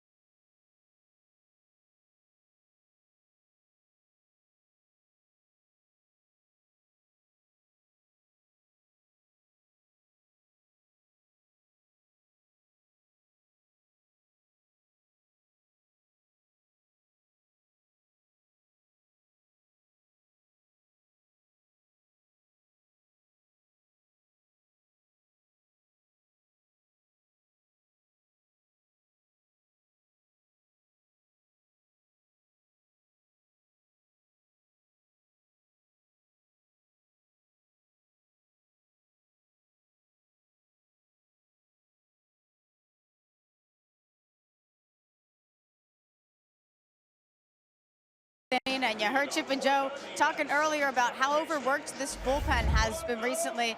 Well, the Braves are hopeful that they're going to be able to get some familiar faces back in there, and that is Arodys Vizcaino and Jose Ramirez, who both started their rehab assignments with Gwinnett on that final day of the season, September 3rd, and then they went to pitch for Rome in the playoffs. They both have made 2 appearances, the most recent one being tonight. And when we asked Brian Snitker when we could see them up here, Snitker told us that Vizcaino is available to come off of the DL on Wednesday, and no set timetable for Jose Ramirez. But guys, if they can get either of those guys back, it's going to be a huge boost for that bullpen. Sure would be, Kelsey. Either one or both. Now, fresh arms this time of year are almost priceless. And especially, as you said, considering the state of the Braves bullpen at the moment. As Kevin Gossman back out there for the 5th inning with Escobar, Goldschmidt, and Peralta, who seem to have been up just about every inning in this game. That trio will bat for the 3rd time. We're in the 5th inning. 4-1 Diamondbacks, a 37-pitch, 3-run 3rd. The big story in tonight's game.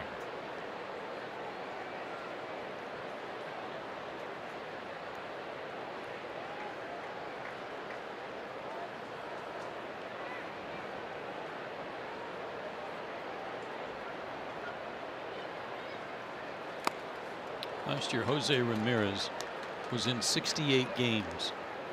To have him taken out with the DL, he's really been missed. He was 2-3 with a 3.19 ERA. And all reports point to him getting back. To right, and Markakis is there and makes a nice sliding catch. There's out number 1. Escobar's retired. Another tough play for Nick, and another well played line drive. How many appearances for Ramirez last year? 68. He's pitched in 7 games for the Braves this year. Vizcaino's pitched in 33 games for the Braves this year. So assume both guys average 60. There's almost 90 appearances out of the bullpen that the Braves have not been able to use into September. That is a lot to make up. There's Goldschmidt, the batter. He's 4 for his last 4 in the series, and 5 for his last 6 against Atlanta. A homer and an infield hit, 2 runs tonight.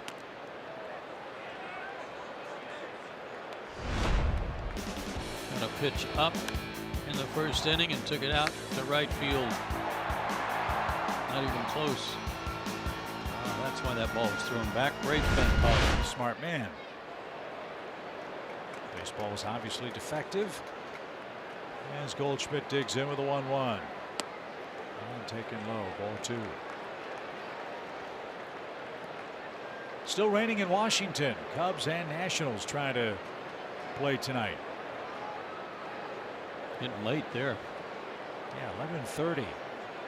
Back in the East. 2-1 pitch.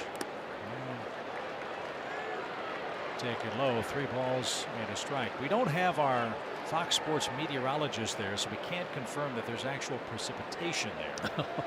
However, the board says there's rain. So we'll have to take FP Santangelo's word for it tonight. 3 balls and a strike.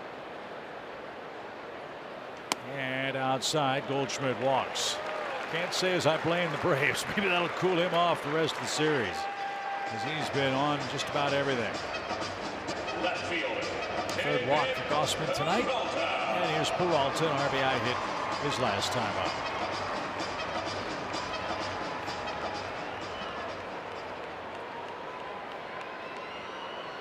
Baseball got some real bad news today in Chicago. The White Sox, who have a terrific young phenom pitcher they acquired from the Boston Red Sox in the Chris Sale deal. Michael Kopech, the kick that can throw 100 miles an hour or so. He's made a couple of starts in the big leagues. Gave up 4 homers in his last start against the Tigers. Something wasn't right. It's been recommended he has to have Tommy John surgery. and won't be back if he has it until 2020. That's heartbreaking.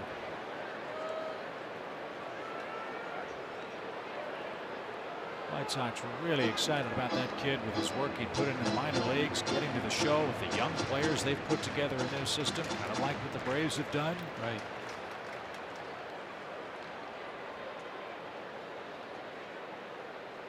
So a real body blow for the White Sox with that news announced today by Rick Hahn, their general manager. The pitch right there, a strike.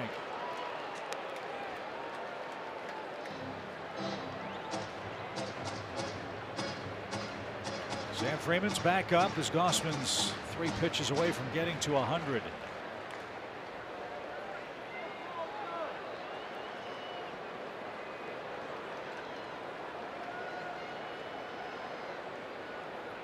One ball, one strike.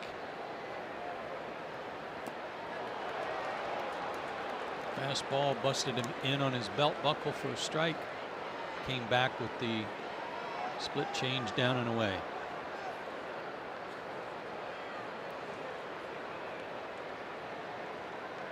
Let's see if he doubles up.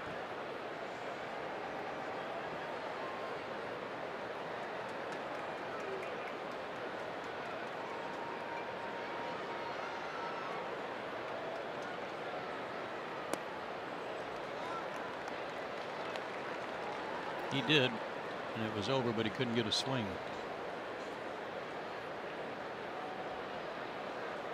Yeah, I think Arizona's done an excellent job of having plate discipline tonight. They've had their share of swings and misses against that splitter.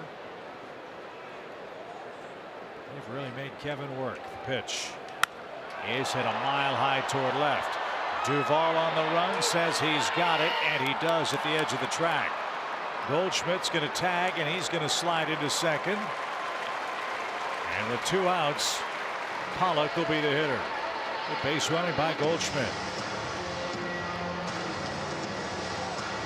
Center field, ATL ARI.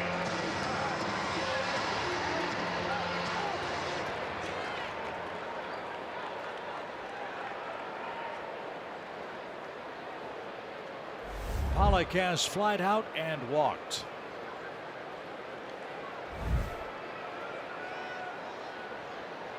That's a slow walk out by Tyler.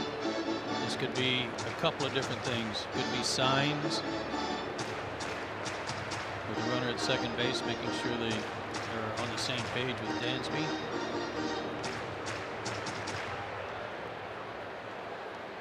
Everybody clap your hands. Come on, y'all. Check it out, y'all. Also a reminder they've got first base open. Left-handed hitter on deck. Got a left-hander in the bullpen. Again, a manageable game. Yep. Can't give him any more, though, with Corbin on the mound.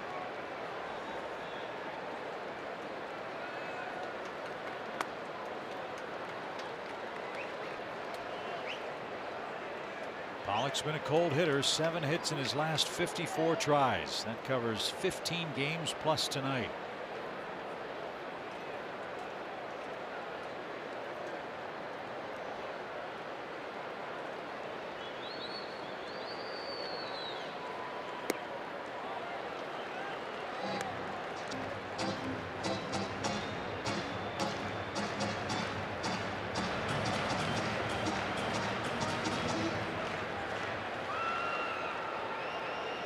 Pollock reaches, it'll be Freeman and Descalso, one would imagine.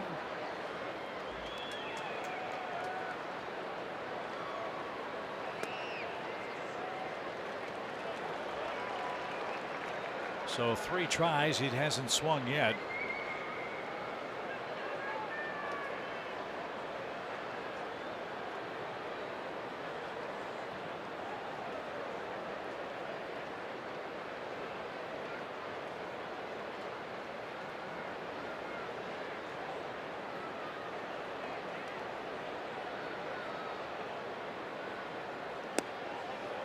And 4 wide ones, puts 2 on and 2 out. And that will be the end of the line for Kevin Gossman. Brian Snitker will come out and bring on Sam Freeman. Arizona with 2 on, 2 out. The story of this game for Gossman, 37 third-inning pitches and 3 Diamondback runs that are the difference in game 2 to this.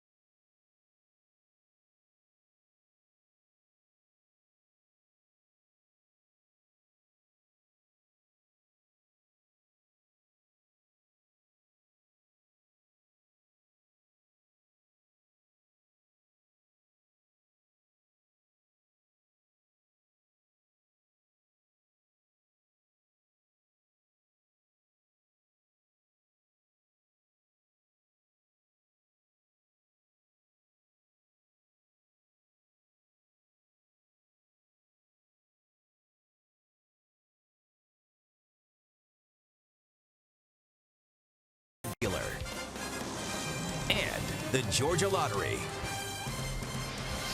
Beautiful night in Phoenix at Chase Field, except for that graphic. It's 4-1 Arizona, bottom of the 5th, 2 on, 2 out. And into the heavily labored Braves bullpen we go with Sam Freeman on for his 57th appearance. Sam has inherited 35 runners on the year. 10 have scored. If there's one area that plagues him, it's first batter faced. He's retired 35 out of 56. So a lot of guys reach. Can't afford that in a 3-run game. Freeman versus Descalso, and almost hit it. Ball 1. Braves have to find a way to work their way through this part of the schedule. 2 more in Arizona, then 3 with the Giants. Atlanta has 2 off days remaining on the schedule. September 13th when they come back from facing the Giants, and then September 24th before we start the final road trip of the season in New York against the Mets. In fact, dating to July 26th, Braves have 4 scheduled off days. Actually 5 scheduled off days, one of them taken away by that makeup game with the Cubs. That is a marathon. And ball 3. And there's nobody that'll feel sorry for you. No, it's like Arizona and their difficult schedule with all the first place teams they have to face. Brian Snitker said, worry about today's game today, tomorrow's tomorrow. And there's a lot to worry about tonight, down 4-1. And a strike to Descalso, 3-1 now.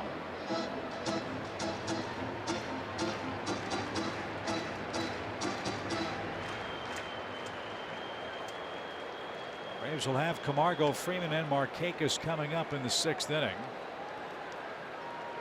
But Freeman needs to get us out of the 5th. And that helps. 2 good fastballs back to back.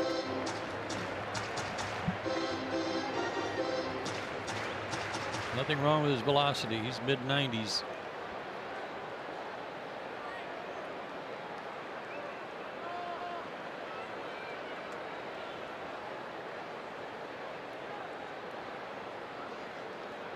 Runners go with a payoff pitch. Strike 3 outside corner, and Freeman comes back from a 3-0 count to send us to the 6th inning. Big poppers are coming up in a 4-1 game.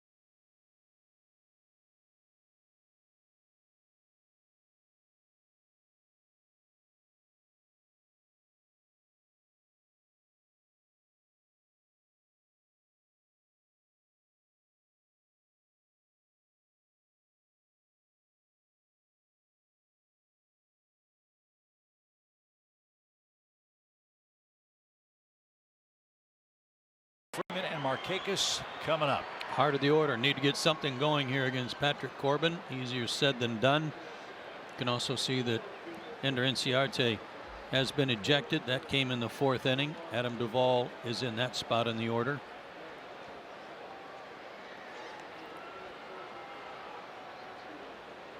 So Camargo leads off. He's accounted for the Braves run.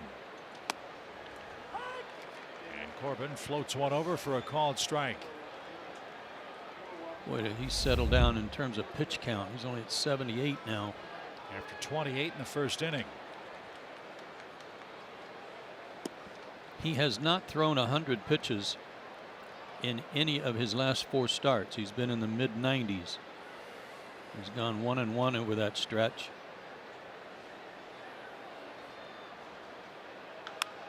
But he's also, in those 4 starts, gone 7 innings, 6 innings, 7 innings. And we told you about that start against the Dodgers. 5 innings, a 3-hit shutout ball came out. Yeah, so this might be kind of one of those old-fashioned games, the way the game was played 15-20 years ago. Get the starter out and get into the bullpen.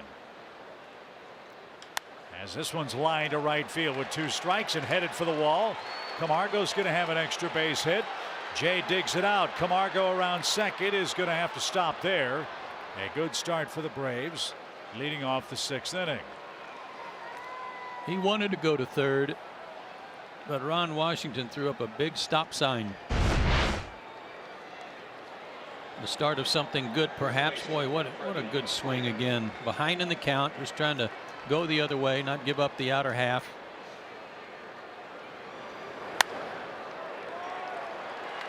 And you can see Corbin's reaction. He wasn't happy with the result, as Camargo has 2 extra base hits tonight, and Freddie Freeman's the batter. He has struck out twice tonight. Excellent base running. It's worth another look to see what Johan did with the ball in the corner. To take a peek over his shoulder over at Ron Washington, find out if he was going to go on to third base. And now Avila wants to talk things over with Corbin, as Freeman's behind in the count, 0-1.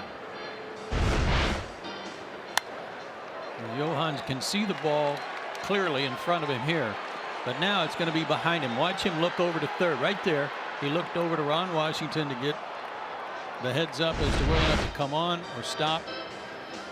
And obviously you don't want to make the first out at third base.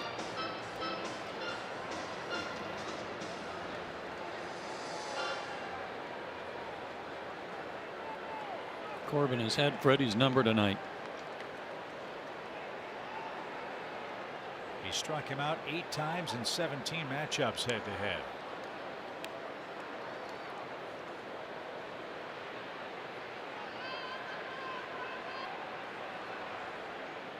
Not too many pitchers have done that to Freeman. No, sir. Goldschmidt guards the line at first. Shift on right side of the infield.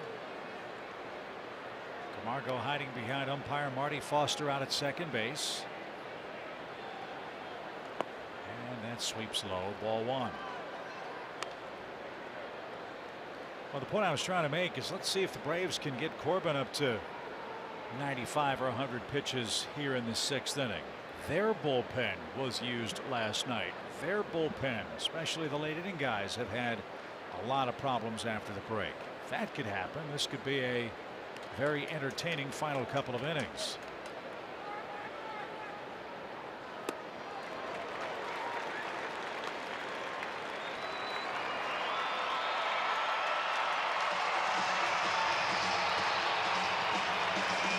You are seeing why Corbin is an all-star caliber pitcher.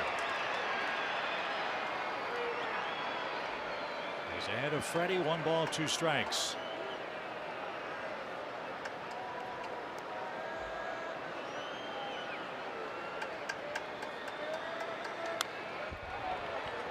And they're going to keep going out there a little farther until Freddie lays off.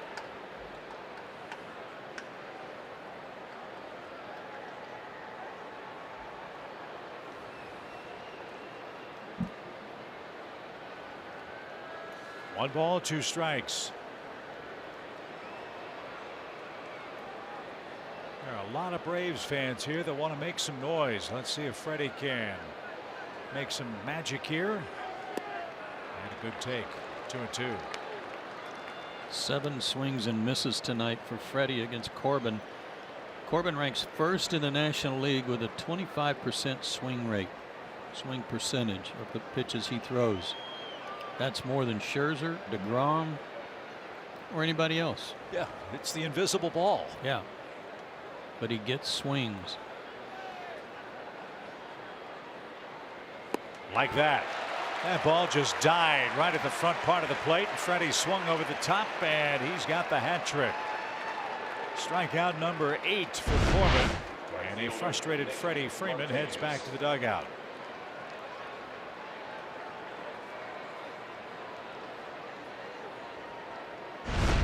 One moment it's there, the next it's in the dirt or in the catcher's glove.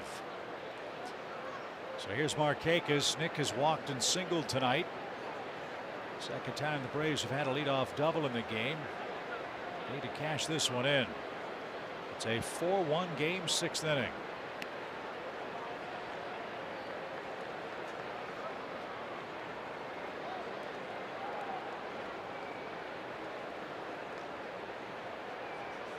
The Dodgers still lead the Rockies 4-2 in the 8th inning. LA is without Kenley Jansen in that series. His cardiologist advised him against going to Colorado for that series.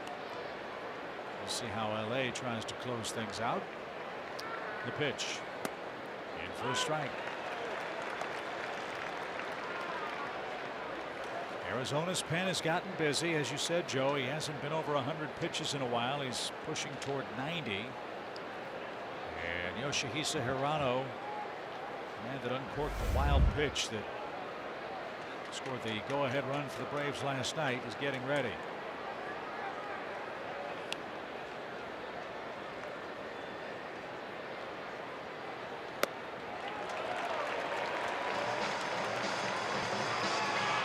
That's when you get caught looking for something off speed. He started him with a good breaking ball for a strike.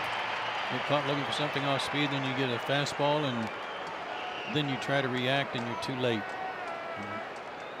Commit a funny swing. And he's behind 0-2.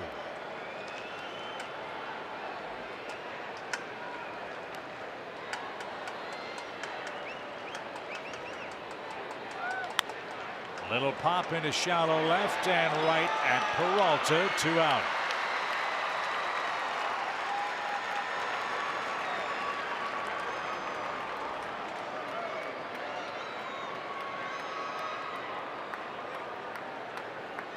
So it's Corbin versus Flowers here in the 6th inning. Camargo still at second. Tyler has bounced out to third and lined out to right. John Jay with a nice catch.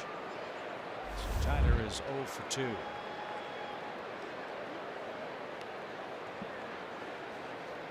A lot of room on the right side. Goldschmidt way off the line and Descalso up the middle, as you can see. Strike one.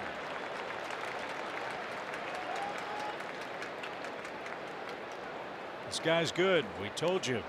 Great numbers in his career against Atlanta. Braves beat him back at SunTrust Park. He has pitched much more effectively here on his home mound tonight.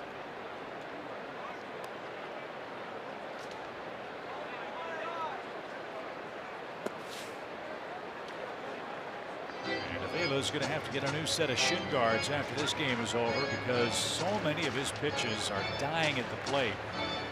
He's been on his knees sliding left and right all game long. He's done a nice job.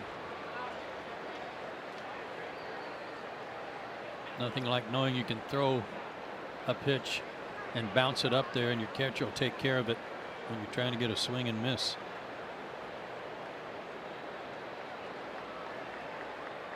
Talked about how good this man's slider is. He's thrown almost half of his pitches as sliders tonight. And another. So it's 44 of 93 pitches have been sliders from Corbin. He's gotten 8 called strikes and 11 swings and misses with that pitch.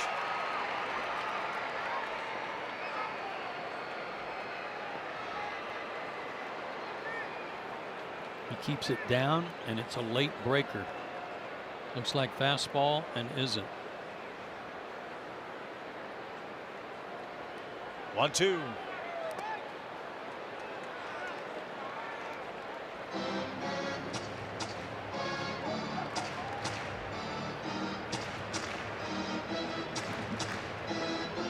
Ozzie Albies waits on deck. He'd love a chance to hit here in the 6th inning.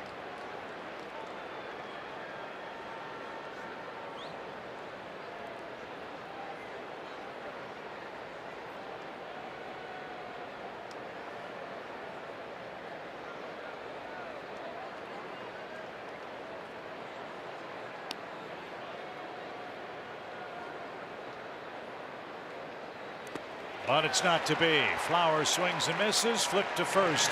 And the Braves have wasted a second leadoff double in this game because Patrick Corbin and his slider have been devastatingly good tonight. Fans, get out of your seats and make some noise because it is time.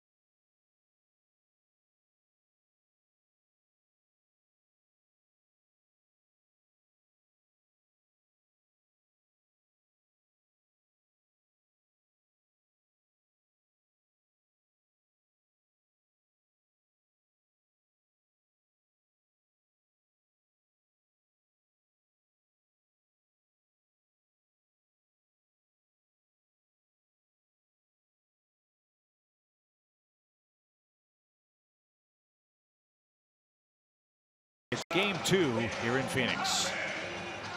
Visit your nearest Advance Auto Parts store to get the quality parts you want from people that know a lot about them. Sam Freeman back to work with the bottom part of the order coming up for the Diamondbacks. Ahmed, Avila, and I would presume a pinch hitter for Patrick Corbin, who struck out 9 through 6 innings here tonight.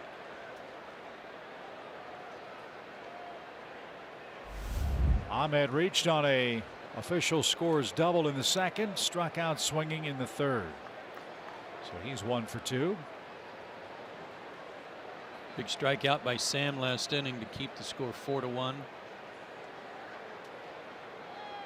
Hopefully he can have an easy full inning here.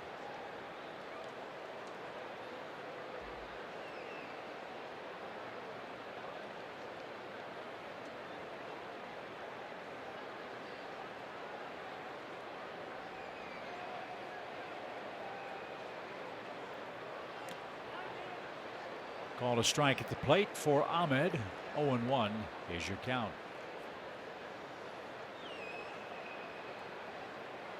And they finally postponed that game in Washington. The Cubs and Nationals will try again tomorrow. A long rainy night at Nationals Park tonight. It's too bad that it's the only trip in for the Cubs. They'll have to play a doubleheader either tomorrow or Sunday. I'm guessing that it will be tomorrow. I think that game got started. I think they played an inning, or maybe even 2. So both starters would be lost if that were the case. Swing and a miss. And that was John Lester and Joe Ross. Ross is making his first start back in a year and a half, coming back from Tommy John surgery.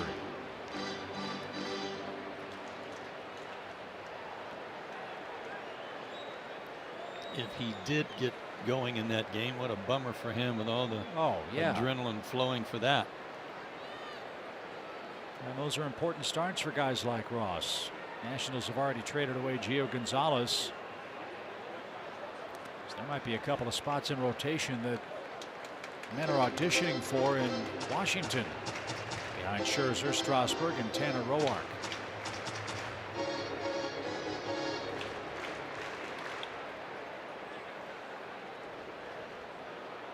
Two balls, 2 strikes. And they did get into the second inning in Washington tonight before the Rains game. The pitch. Sharply hit right at Ozzie. Perfectly positioned. And there's out number 1 in the Diamondbacks' 6th. Los Bravos Day is coming up. It's Sunday, September 16th, and it's presented by Georgia Power. You'll get a game ticket and a custom flag to help you show your team pride from the stands.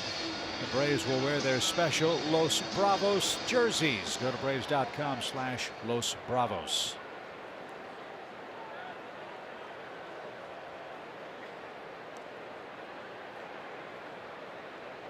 Avila's 0 for 1 with an intentional walk. Chris Owings has grabbed a bat and will pinch hit for Patrick Corbin.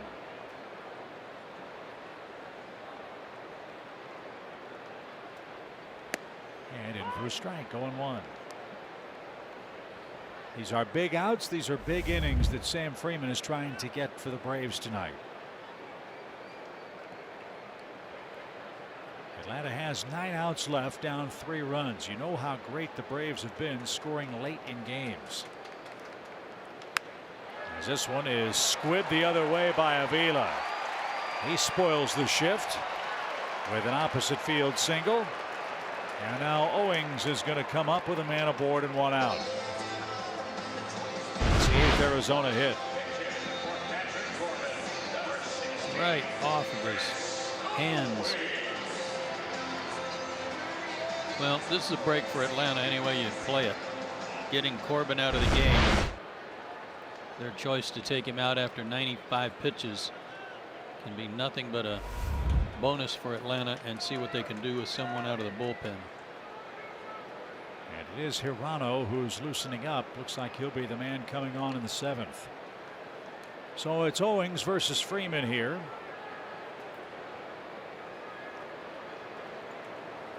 And he grounds promptly to short. Second base 1. Ozzie double clutch, and that cost him. Always couldn't get it out of his glove cleanly, and that takes away the chance for the twin killing.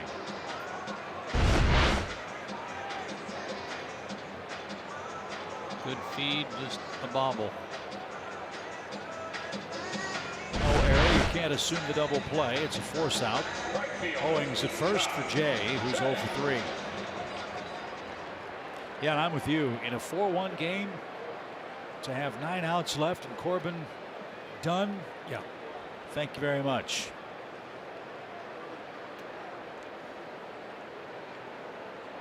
Toronto threw a wild pitch last night, and if this sets up the way that things have played for the Diamondbacks, you'd have Bradley and Boxberger for the 8th and 9th, and those two guys have ERAs both over 6.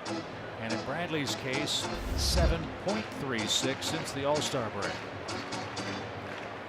Boxberger took the loss last night, 2/3 of an inning. 1 ball, no strikes for John Jay.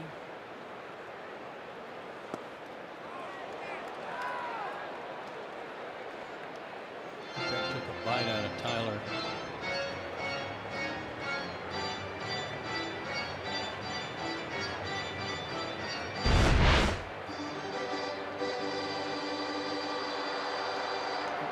Man, that didn't even get low. That hit him, and he got crossed up about 3 or 4 times last night after he came in the game.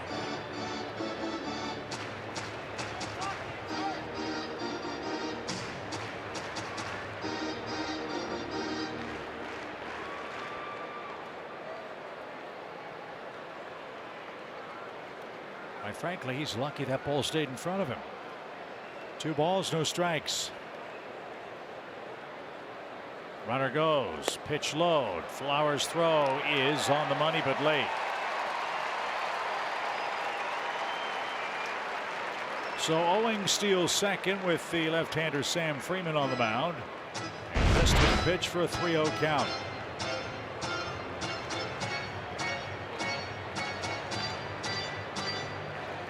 Owings in double digits in steals. That was his 10th.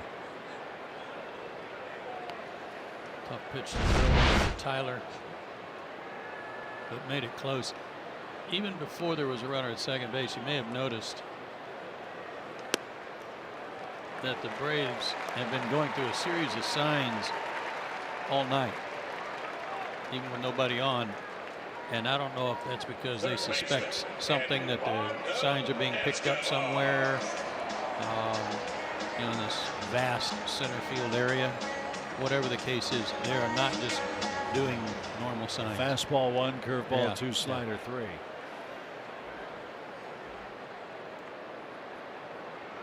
So the Braves don't turn the double play, and all of a sudden Arizona has a 2-out threat. First and second. And Escobar, the batter. Braves have made 2 good defensive plays to rob him, but he also has a single and a run. A good choice there. Strike 1. Every inning that Sam can pitch tonight saves somebody else having to throw an inning. Kyle Wright is up in the pen. If Goldschmidt comes up, might see young Mr. Wright.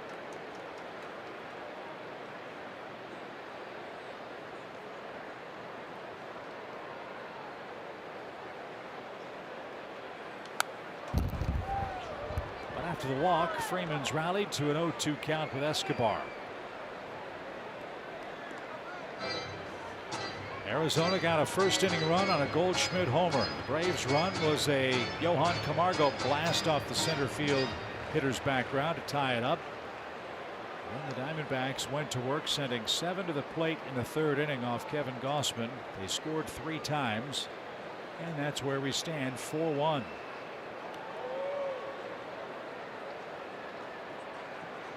The 0-2 is bounced towards short. Dansby's got it. Loads up. Long throw and a strike to first will retire the side. We go to the 7th inning. The Diamondbacks bullpen is in play. They lead at 4-1. And it is time for Fries.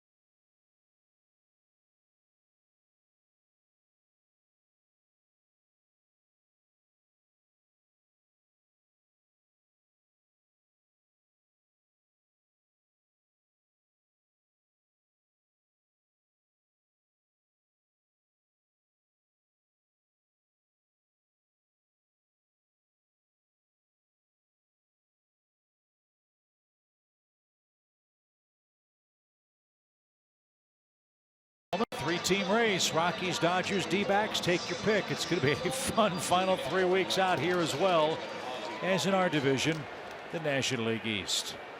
This is Yoshihisa Hirano. He came on last night. Hirano was the 8th Arizona reliever to work. He threw a wild pitch that brought home Dansby Swanson in that crazy 10th inning. And that proved to be the winning run for the Braves in a 7-6 final in Game 1. Well, super numbers, though. Low batting average lefties and righties. Fastball, split finger pitch.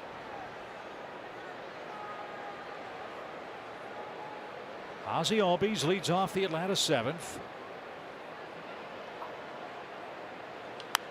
And slashes one out of play. No disrespect to anybody that's going to pitch the rest of the night, but you've got to feel like you already have a rally started with Patrick Corbin out of this game. Absolutely, you do. He was brilliant. 9 strikeouts, 1 walk, 4 hits over 6 innings of 1-run baseball. Had 1 run, a homer. The pitch.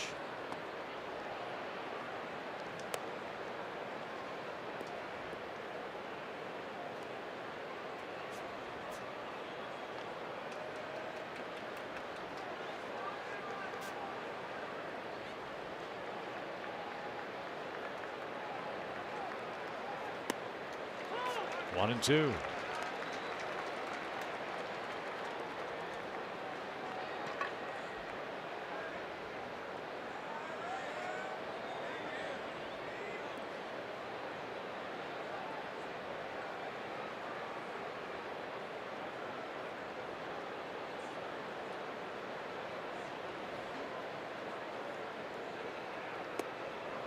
That was off of Vila's glove high. 2 balls, 2 strikes. Just get some guys on, try to put some hits together.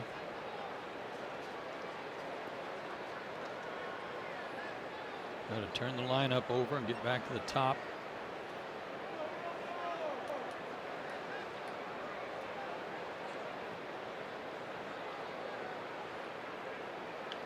And a squibber is a thing of beauty. Albies around first will slam on the brakes. How about that? Just what the doctor ordered, a 7th inning rally for Atlanta as Albies aboard for the first time. How perfect. Split finger pitch, just kind of one-handed it to put it in play.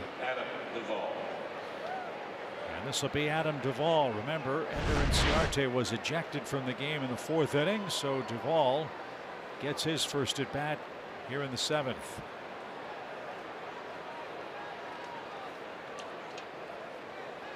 He has really scuffled since coming over to the Braves. To say he's due is an understatement. It only takes 1. Well, he had 1 home run, that is, while with the Reds against the Diamondbacks. In 3 games against Arizona this year, Duvall is 3 for 13. A home run and 8 RBIs. Wow. So maybe the right guy at the right time for Atlanta to put a crooked number up there.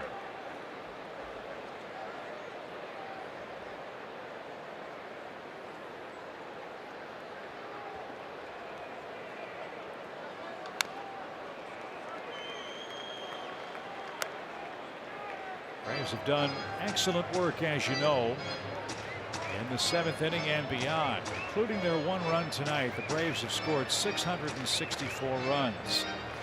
226 of those have come in the 7th inning or later, roughly a third. You might think, well, of course, you score a lot in the first 3, middle 3, last 3, but it's the pitchers you face in those last 3 that makes that number so impressive. As this one's hit a ton, but to straightaway center and not deep enough. There's out number 1. Hope you'll stick around for the 7th inning stretch presented by Synovus, the bank of here. Dansby Swanson's coming up. He's been a part of the Braves' late inning magic this year. That'll be the topic of discussion back in our Atlanta studios.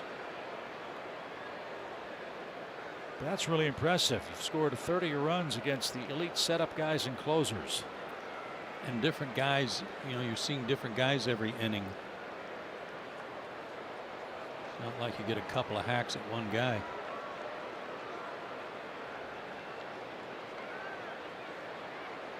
Dansby's popped out, and he has flied out. And so those late inning numbers are Synova's greatness made here feature. Look at these team marks for the Braves offense. Second in runs. That's the one that makes the difference. A lot of pop too with slugging percentage, those extra base hits.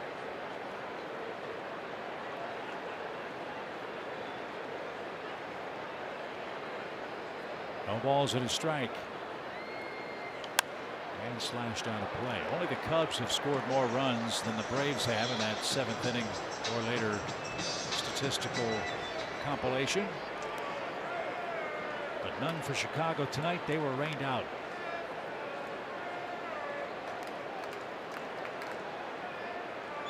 If Dansby can reach and keep the inning alive, Lucas Duda would pinch hit for Sam Freeman.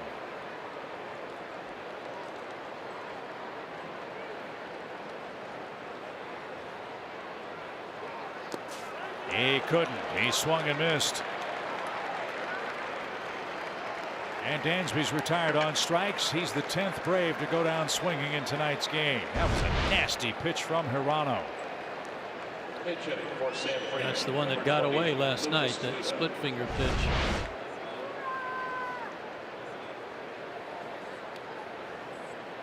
So Lucas Duda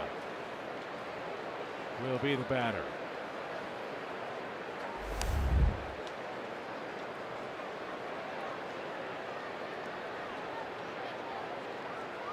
Duda's last homer was August 26th against Cleveland.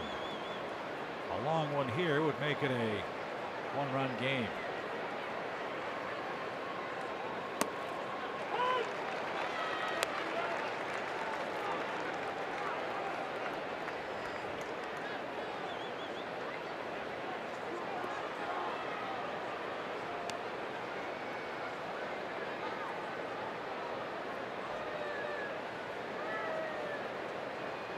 No balls and a strike.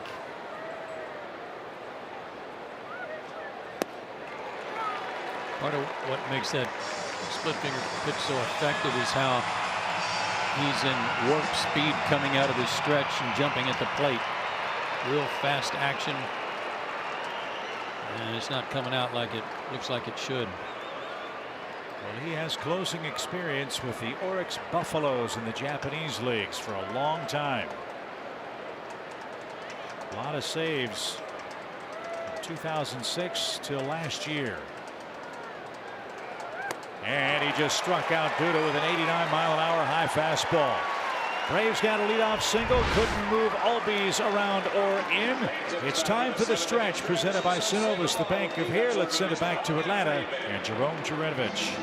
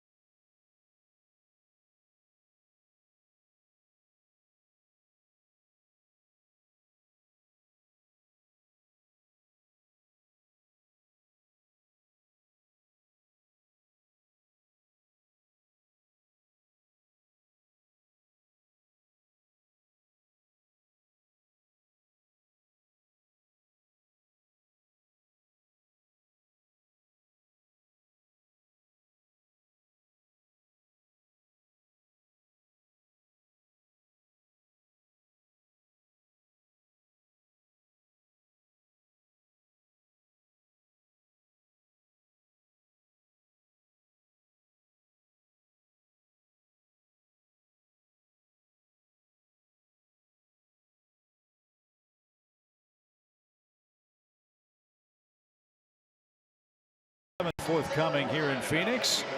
Paul Goldschmidt got things off to a bang in the first inning. That's our StatCast AI powered by AWS. Boy, he jumped all over a high fastball, took it the other way, still hit it over 400 feet. Strong man. His 33rd homer. And he'll face a new chunker named Kyle Wright. Those were his numbers in the minor leagues. He made his debut against the Red Sox on Tuesday and pitched 2 scoreless innings. Struck out the first 2 batters he faced back at SunTrust Park.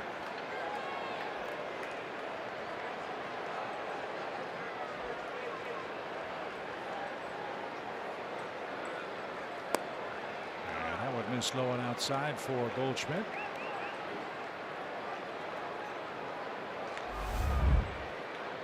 You got Bradley and Leone for Boston in the 7th inning.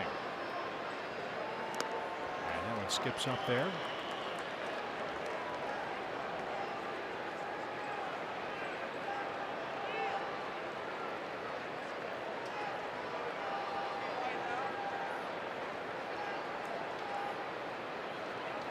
And there's a strike. Brian Snitker was talking about Kyle's pedigree and the places he's pitched, the games he's been in, the international competition, College World Series, big-time SEC games.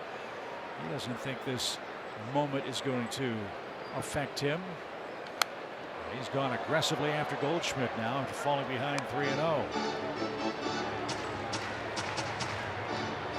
Confidence is a wonderful thing, and when you've had that kind of resume in amateur baseball and the pressures associated with that, what a nice bonus to have under your belt coming into pro ball.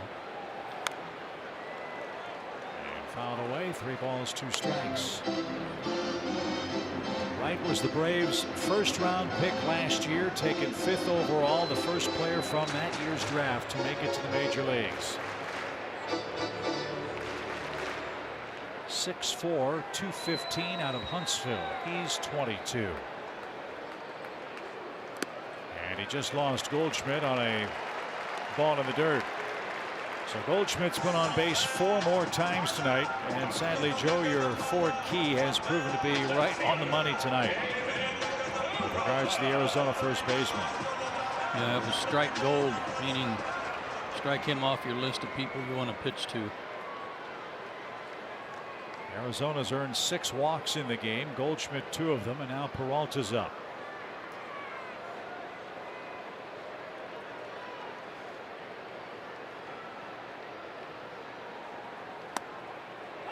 This could be a lot different. Sorry, Chip. This could be a lot different score were it not for some late in the inning clutch pitching by both Gausman and Freeman. They've left 2 men on base each of the last 2 innings, left 2 men on in the 2nd inning. So it's still a 3-run game.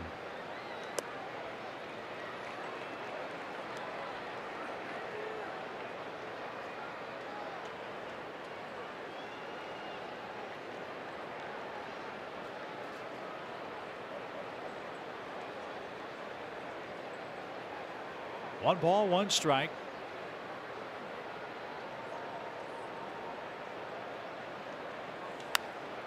And a late swing out of play.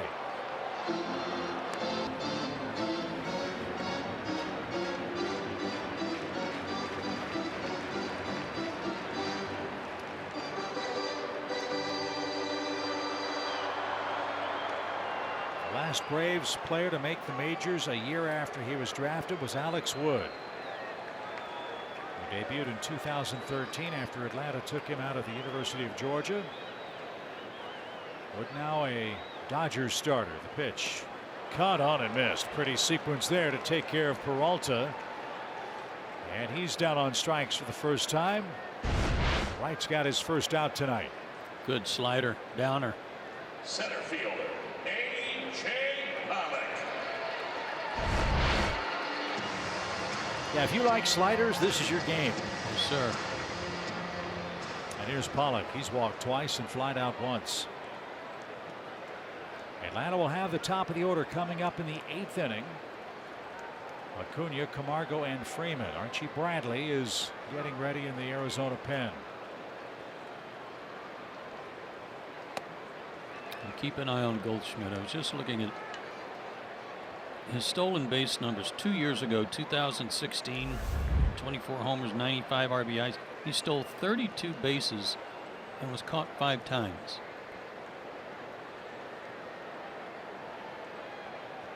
That's his career high. Short lead, not going, and pulled outside, 2-0.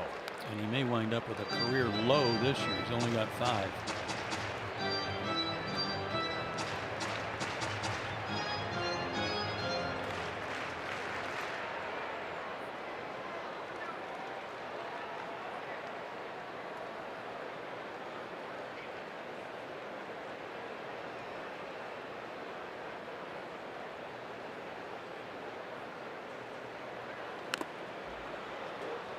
Was fouled away. 2 balls and a strike.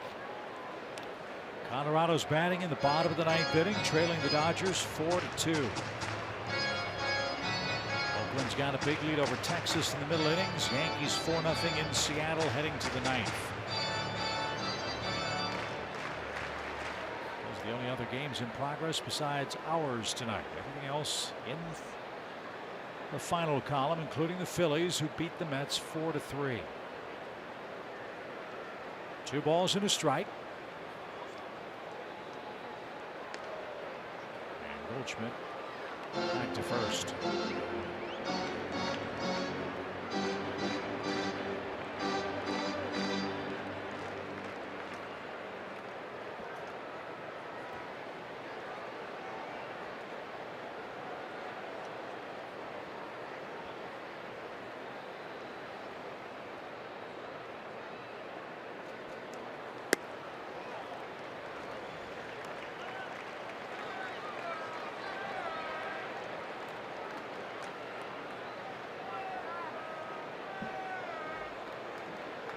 Dave McKay, the first base coach for the Diamondbacks, with some words of wisdom for Goldschmidt.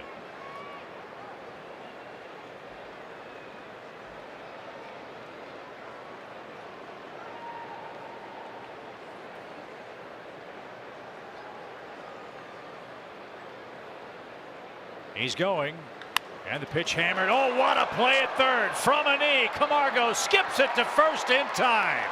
Unbelievable snag at the hot corner by Camargo. And the fans in Phoenix applaud that great diving stop.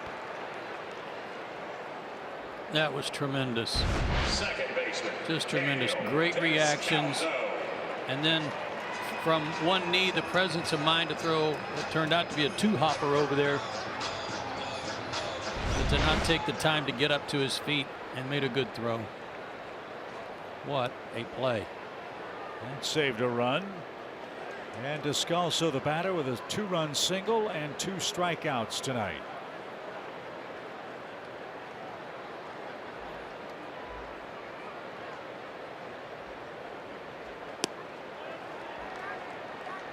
Strike 1.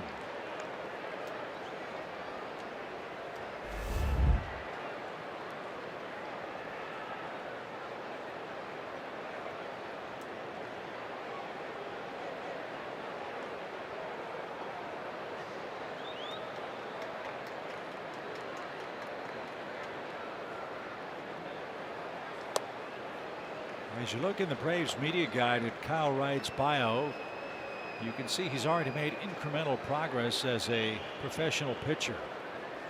This spring, as a non-roster player, he was given number 81.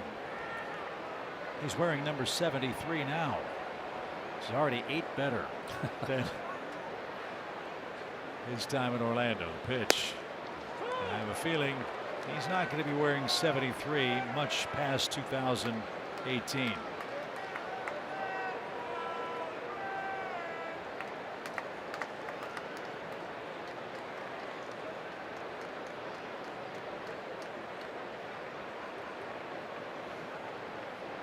One ball, 2 strikes for the Arizona second baseman.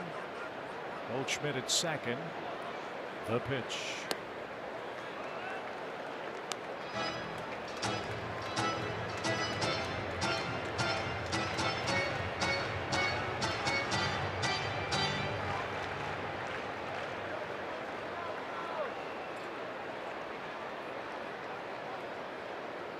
A leadoff walk, a strikeout, ground ball out to third, a spectacular snag by Camargo. And now pitch number 21 for Descalso. And Sky off to the left. What's your guess on the attendance tonight? 21, 22 last night. I'll go a little more. I'll go 23-8. Okay, we'll see if you're right when we get the total.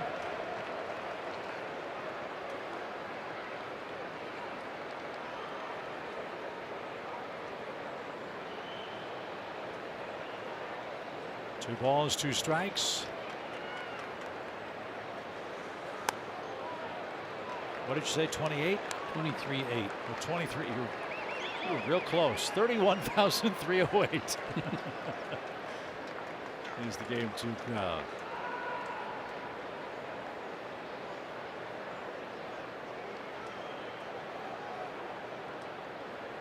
All of Arizona scoring in the first 3 innings. And now a 3-2 pitch for Descalso. I think they've done an excellent job tonight of taking close pitches and fouling off marginal strikes to keep at bats alive. Well, they've run up pitch counts on everybody, and now Kyle's up his pitch count up to 23. He tried to throw a 3-2 slider to Goldschmidt. That was a smart idea. Walked him, but let's see what they do here. 3-2 with Descalso.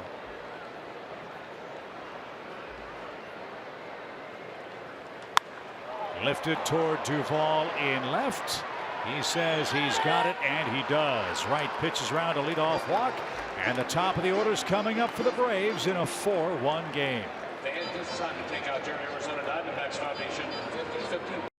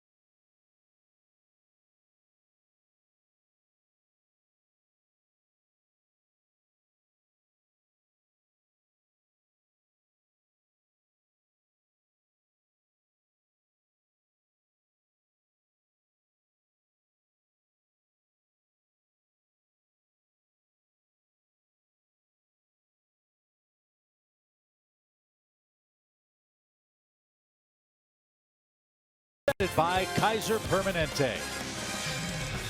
7 complete in the Valley of the Sun. We go to the 8th inning. 4-1. Arizona has the lead in Game 2. It's time for our Toyota Tweet of the Week. This week's question is, who do you think will be the most dangerous playoff team and why? Tweet us at Fox Sports Braves using the hashtag MLB Danger Zone. And your tweet could be read on the Braves Live post-game show. So Atlanta's in the Arizona bullpen, which has had its share of difficulties since the All-Star break. This is Archie Bradley. He's got the top of the Braves order coming up: Acuna, Camargo, and Freddie Freeman. Upper 90s fastball with a curve. His numbers and his ERA have been affected in recent days, not pitching as well as he did in the first half.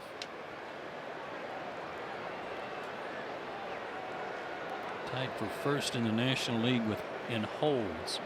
That's Ketel Marte, who's going to play second and bat ninth. So Bradley's first pitch is whacked into center field. A base hit. So a 2-hit night for Ronald Acuna. So the Braves have put the leadoff man on now 5 times in 8 innings.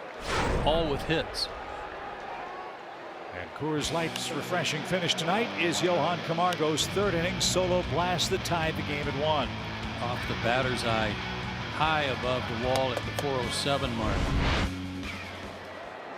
So here's an interesting note on Bradley.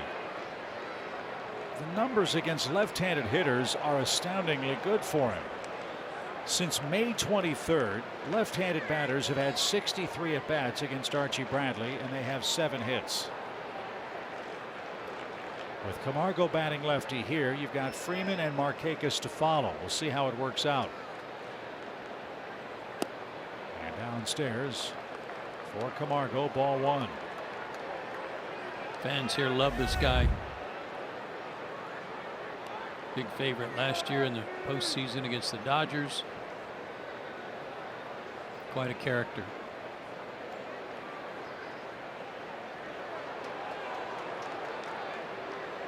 Out of Muskogee, Oklahoma, and Broken Arrow High School. That throw nailed Acuna.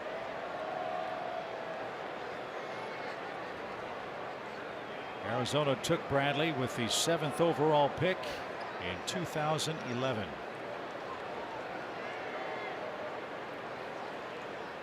One ball, no strikes.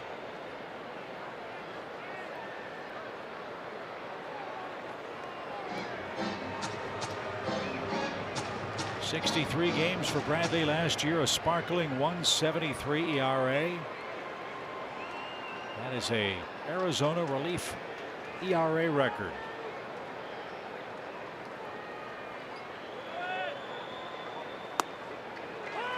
And that one in for a strike.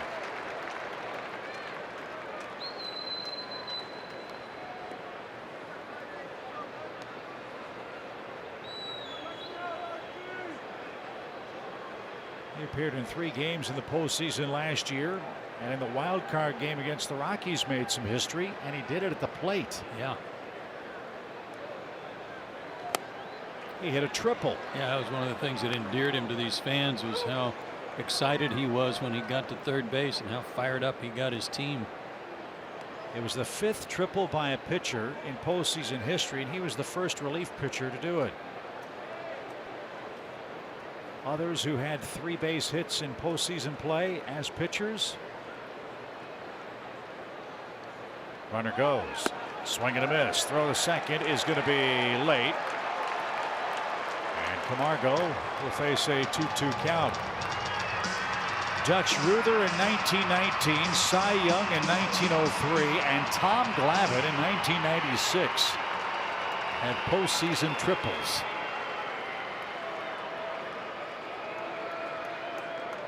Tom's doesn't surprise me at all, being the great athlete and all. He must have had his ankles taped really well that night. Way to go, Bubba. So 12 stolen bases for Acuna. A hit means a run here, and the count 2-2. Freeman on deck, Markakis to follow. 2 extra base hits for Johan tonight.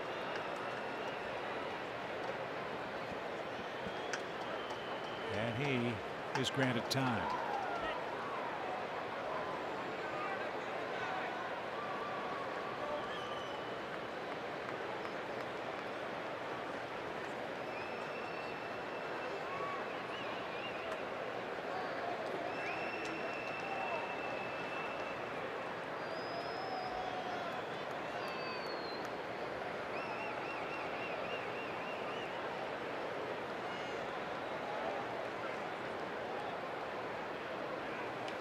Line fair and headed for the corner.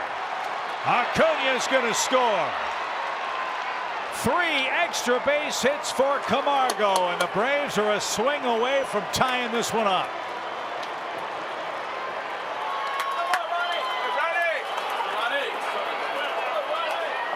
And he has the ballpark covered tonight.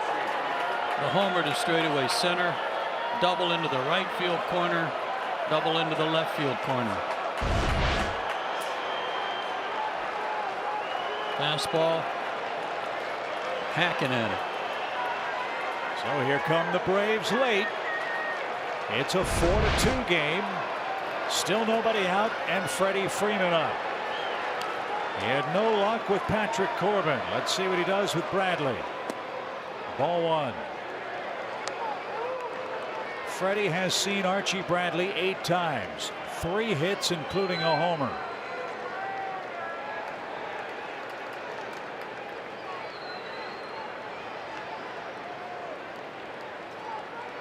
One ball, no strikes.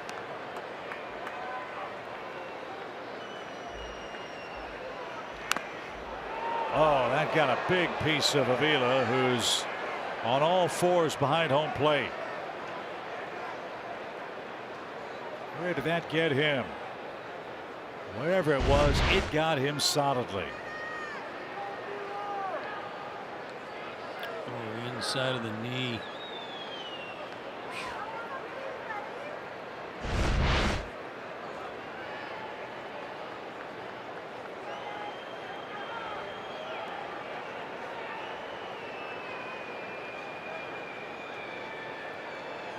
And just when he starts to get a little feeling, guess what he has to do? Get back in his catcher's crouch and bend that knee. Yeah.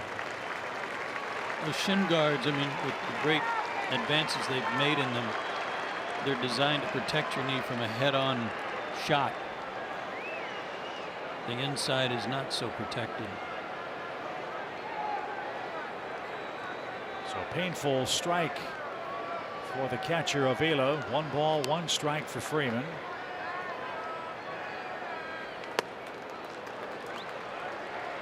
Again, key storyline in this game. Corbin was cruising. Right around 100 pitches, 6 innings, a 4-hit ball. He came out of the game. Hirano got out of the 7th. Bradley surrendered a run in the 8th, and he and Boxberger have been struggling relievers.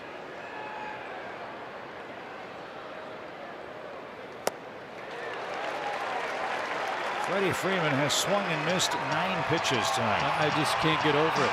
And they're in different spots. They're down. Corbin did get him up and away to get him to chase off the plate. But he is really swinging a lot of pitches that aren't strikes.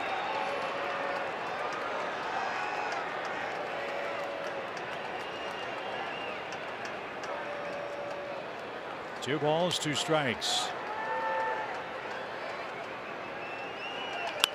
Back to the mound. Bradley will hold the runner and throw to first. 1 away. Freddie made contact, but a comebacker is the first out of the inning.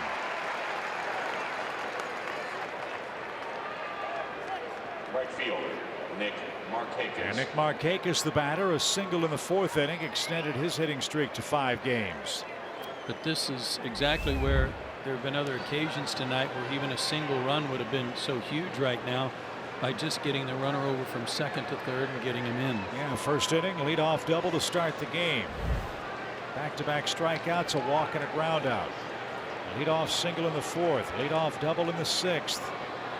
Never advanced past 2nd. Nope. Atlanta finally got a leadoff man home here in the 8th, but they're down 4-2.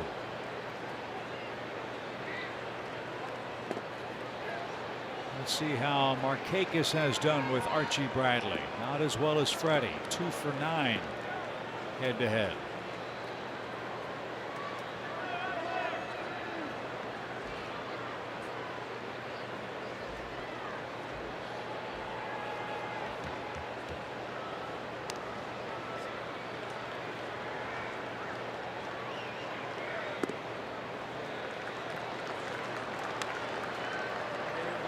Drama in the high desert. Atlanta down 2 late. Trying to come back from a 4-1 deficit. Huge night for Camargo in the number 2 hole. 2 doubles, a homer, and both Braves RBIs.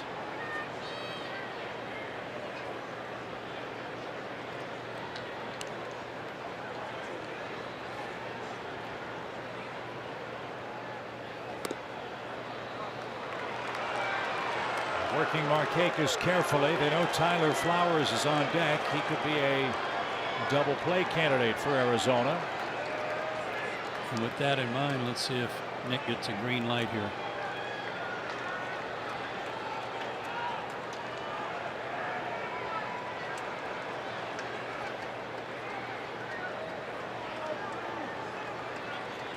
3 balls, no strikes.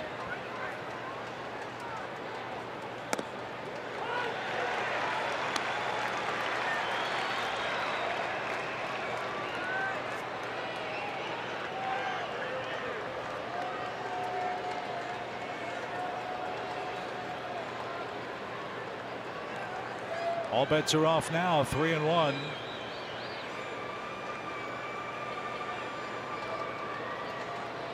Nick has some room between third and short if he can guide one that way. And the pitch. He does try to guide it that way. Ahmed at short. Long throw and got it. Oh my goodness. Joe West called Markakis out, and the Braves almost certainly are going to review this. Goldschmidt came off the bag to make sure the ball didn't get by him. And now the home plate umpire, Doug Eddings, is going to meet with Joe West. I think he might have seen Goldschmidt come off the base too. This might be a crew review without the Braves having to challenge. See, he had to come off. Oh, yeah. Keep the baseball from getting by him. And Joe may be asking, okay, he's going to acknowledge Doug Eddings' call. He's safe.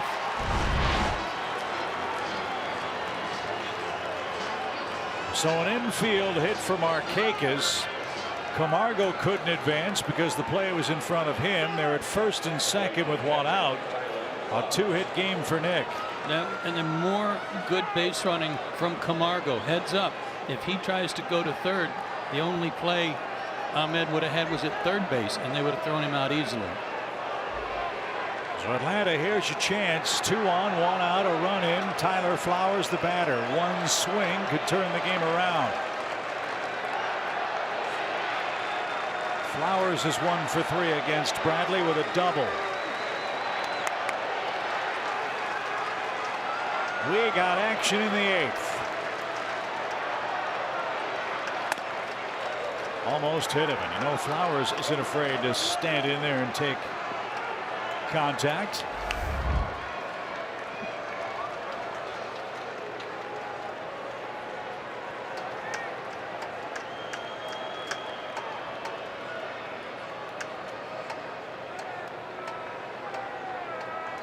One ball, no strikes.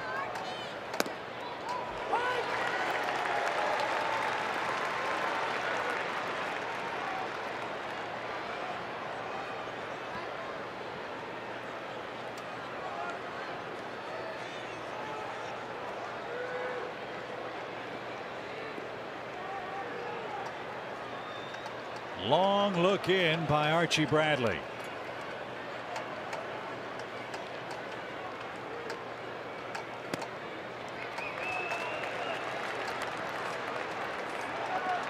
One of the other great things Tyler Flowers has been doing is hiking up his on-base percentage. He has been a very patient hitter. A .352 on base since the All-Star break. He's good at getting a good pitch to hit. He's worked the count back to 2-1.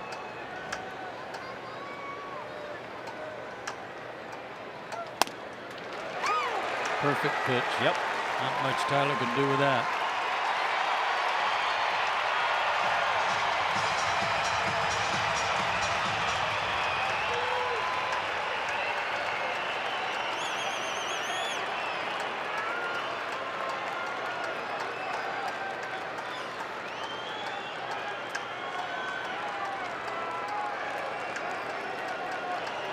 Camargo at second, Markakis at first, Flowers in the box. 2-2. He's got to respect the fastball now. I don't know if Bradley can make another pitch like he just did. He tried and just missed.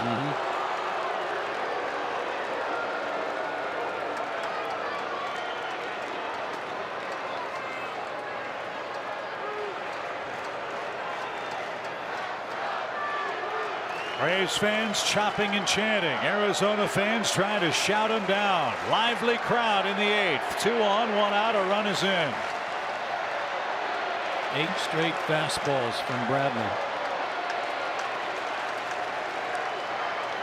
Little chopper, that's going to be trouble. Bradley Fields, no play, everybody's safe. Infield hit for Tyler Flowers. He couldn't have rolled it in a better spot.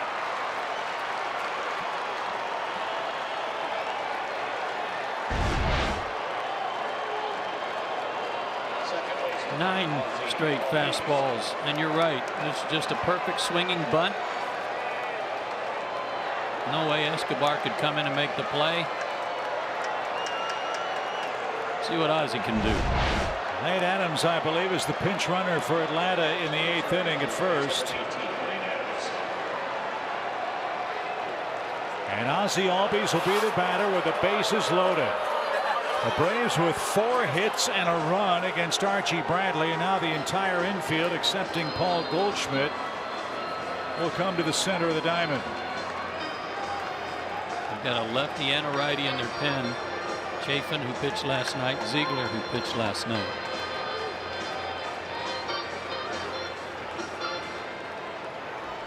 Ozzie had a squib base hit to left his last time up. He's 1 for 3 tonight. And Torey Lovullo is going to come out and bring on the right-hander Brad Ziegler. Ziegler is a ground ball specialist. Arizona desperately needs a double play here. Atlanta will try to elevate him and get back in this game. They have a golden chance in the 8th. Stay tuned, Braves country. It's getting exciting late in the desert.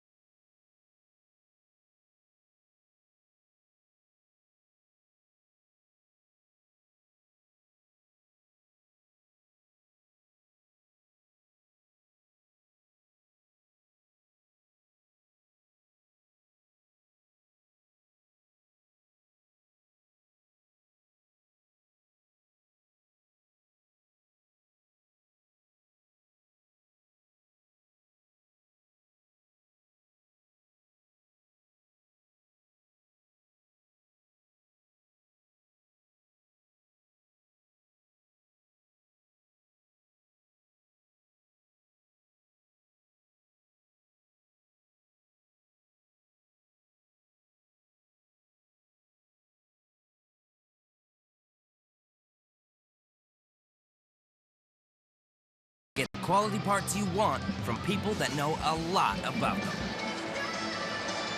So it's Brad Ziegler, the side armor whom the Braves have seen a lot, dating back to his days with Miami. A 1-6 record, a high ERA.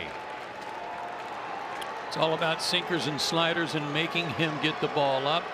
Fastball tops out 83 to 85. He's going to try to get Ozzie to top one and hit it at somebody. Who's in trouble here? Yes. Make him throw you a good pitch. Make him get the pitch up. Camargo, Markakis, and Adams, the Braves base runners. 1 out, 4-2 game.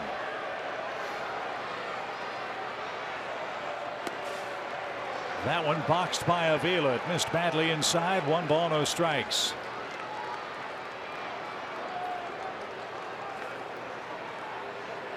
Avila may have been crossed up there.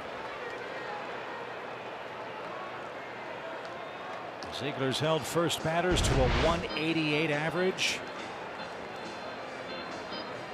Only 6 of 31 inherited runners have scored against him this year.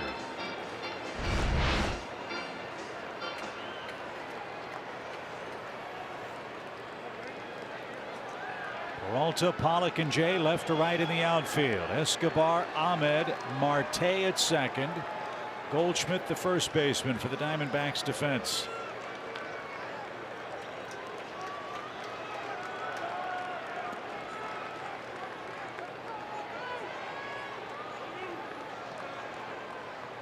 Long look in by Ziegler. And bang, foul past first. 1 ball, 1 strike for the Braves second baseman. So far, trying to keep the ball in on him. You love those numbers, don't you? Yes, sir. 5 for 10 this year.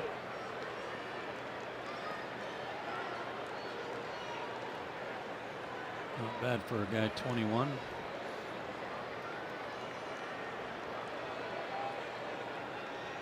The stretch pitch.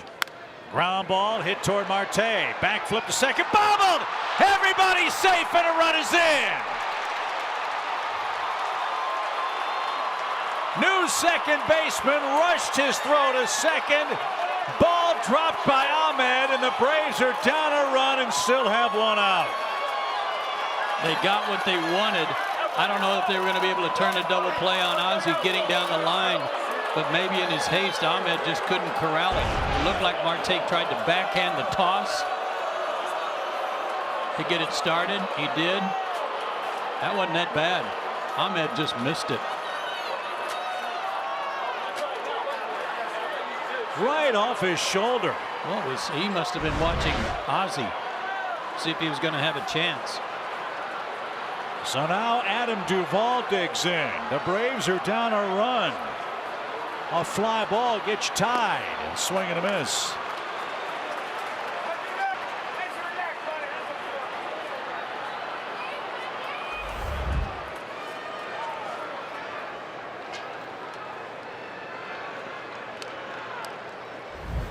Last night, Ahmed couldn't handle a hot shot at shortstop. This time he muffs a backflip from Marte. And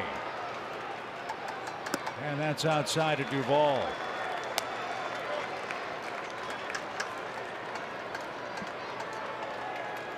So it's a fielder's choice. E6. Can't assume the double play. Albies will get an RBI.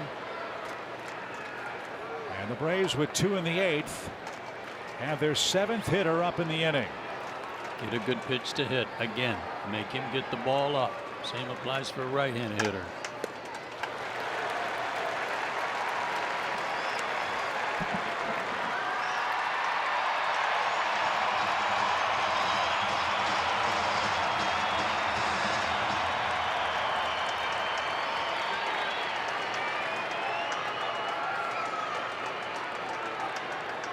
One ball, 2 strikes.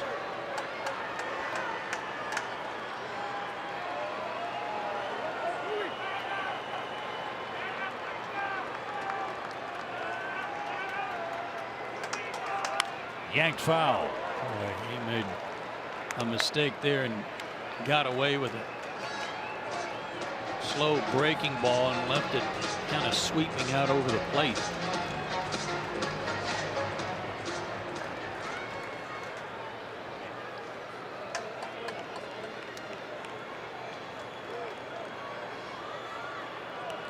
You're right. Get a fly ball. Tie it up.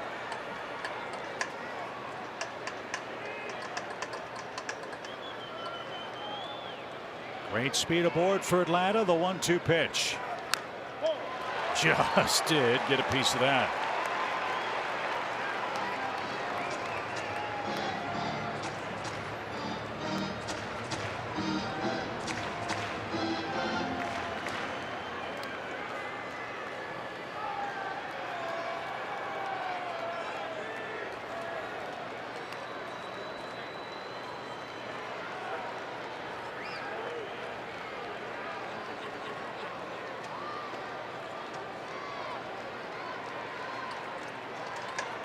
Now another 1-2 for Duvall. Bang, foul to third. Markakis had to duck.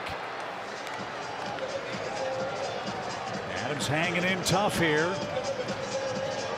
More pitches he fouls off, the more likely it is Ziegler might make a mistake. Well, he's got a couple of pitches to play with ahead in the count, but he keeps throwing that slider where Duvall can reach it. He's making a mistake in the middle of the plate. They may try to just keep taking him a little farther out. Target moving away. Strike 3. Big sweeper, and Duvall took it over the inside corner.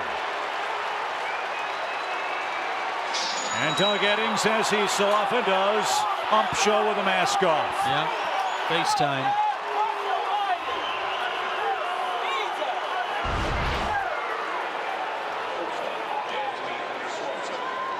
It handcuffed Avila, and I think that's what frustrated Duvall. He was crossed up, and it was called a strike. Absolutely, he was.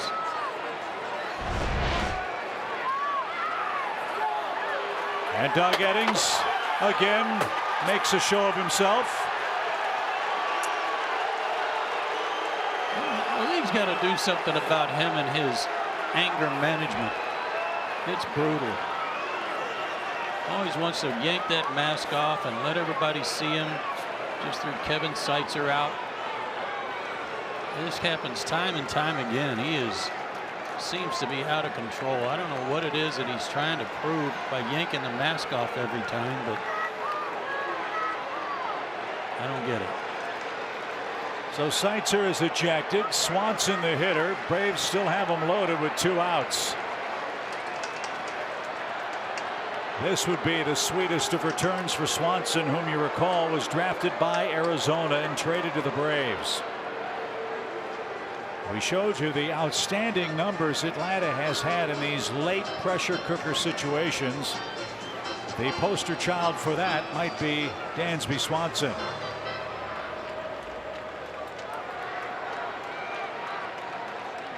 Arizona's made 4 mound visits in this 8th inning alone. Swanson's the 8th man to come up. They have but 1 left to the Diamondbacks. Braves have an out left in the 8th and are down 1. And a frisbee in for a strike. It's 0-1. If he throws another one in there and Dansby can time it, he will clobber that ball toward the Arizona bullpen. He loves that inside pitch.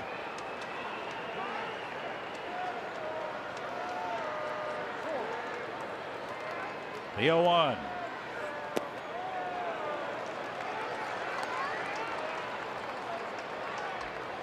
No place to put Swanson.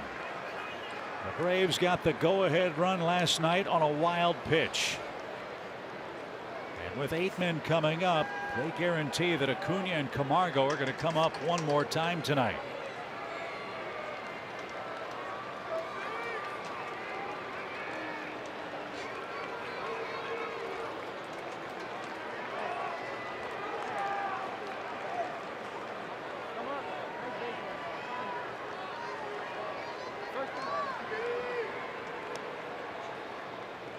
A ball and a strike. He tried to hit it to that bullpen gate and he missed it. No straight sinker. I mean, literally, you almost got to go up there with your sand wedge with this guy.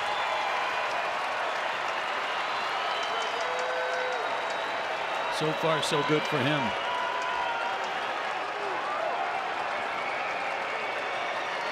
A Brave at every base. 1 ball, 2 strikes.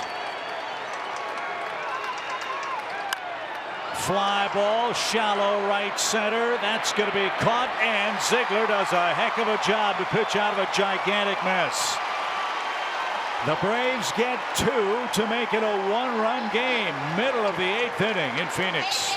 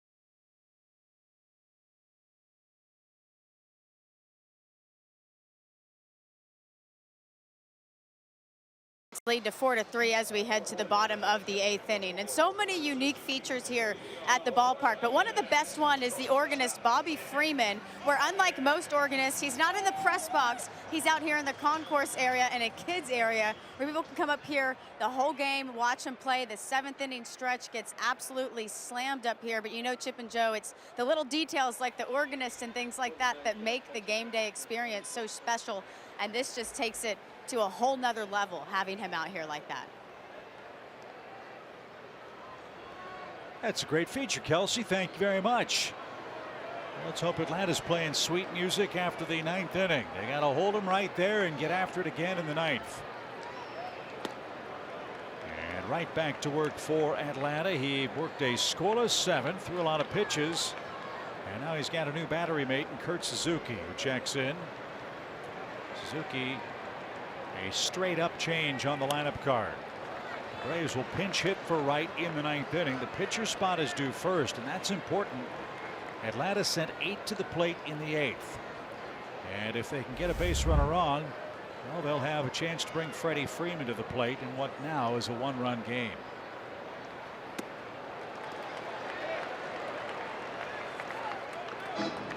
Nasty slider, Kyle Wright.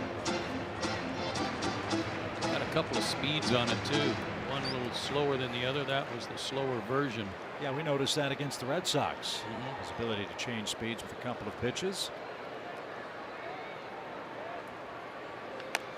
And a squibber up the middle. Ozzie will have no play. So Arizona gets an infield hit in the 8th inning. The Braves had 2 in the top half of the frame.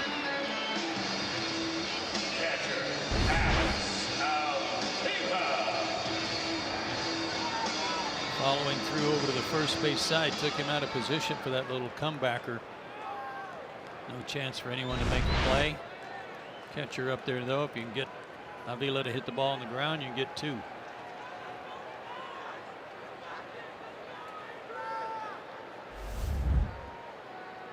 Avila had a base hit back in the 6th. He's 1 for 2.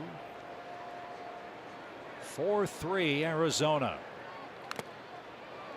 And what you hope doesn't happen is all of those aforementioned leadoff hitters come back to haunt you in a 1-run game. Braves put the leadoff man on 4 times tonight, 2 of them with doubles, and didn't score him. They got the leadoff man in the 8th on a hit. That run came home. Ronald Acuna.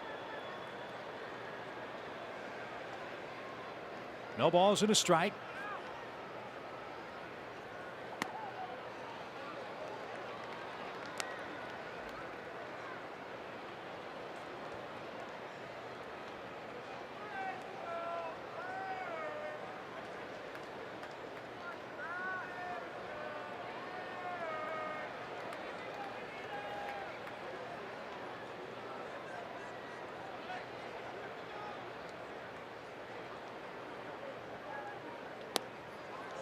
Ball 2. Dodgers beat Colorado 4-2. You know, the Dodgers and Rockies are watching this game in Denver right now. They're hoping the Braves can come back and win it. So are we. Phillies are probably up late back east watching as well. They won 4-3.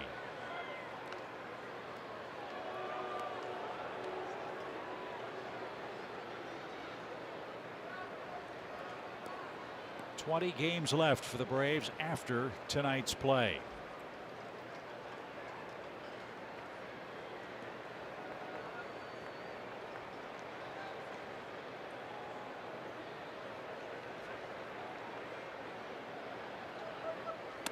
Oh, what a wicked hook that was. That was a beauty. He was trying to do that pitch earlier with a backdoor breaking ball and just missed. That was nice. A lot of poise for this kid. Very impressive. And a big spot too. He's making good pitches. See if he can make another here with nobody out. Taken low. That has been the most impressive thing for the Diamondbacks for me tonight. They have been exceedingly patient after they weren't so last night. They struck out 11 times in game 1. It's pretty impressive to take that breaking ball down and take it for a ball when it just misses the bottom of the zone. It's a good eye. He didn't go. So an infield hit and a walk. And trouble afoot. Ketel Marte's the hitter. Cannot give him any more. Second baseman, And now the Diamondbacks will have a pinch runner.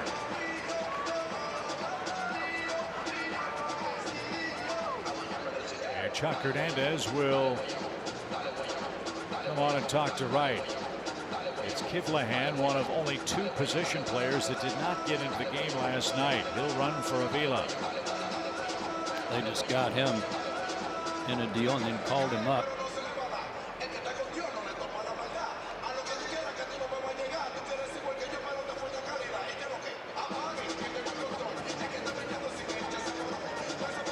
So Marte will be the batter. Marte started last night and went 1 for 5. That hit was an RBI single, his 47th run batted in.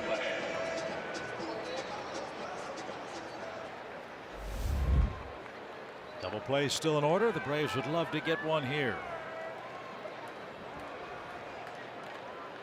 John Jay is the on deck hitter.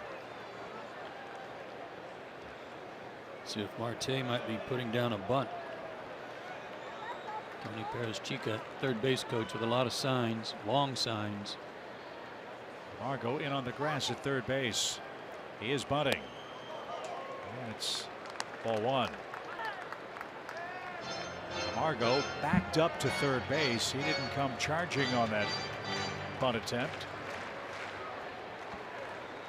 Braves would love to get a chance to throw it to third, get the force there, and let Camargo unleash his arm for a double play chance. Bunting again and missed, trying to give you an out. Ball 2.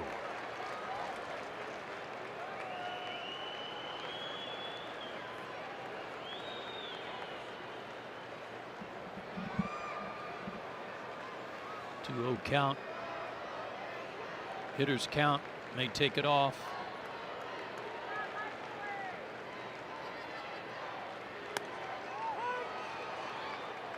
It was on and he took a strike.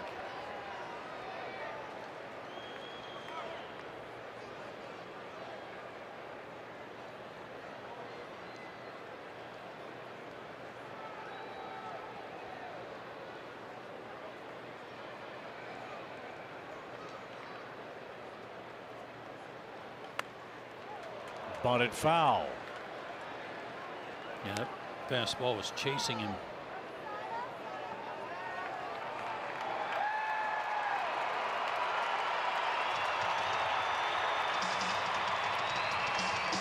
So will the bunt still be on with 2 strikes? I wouldn't think so.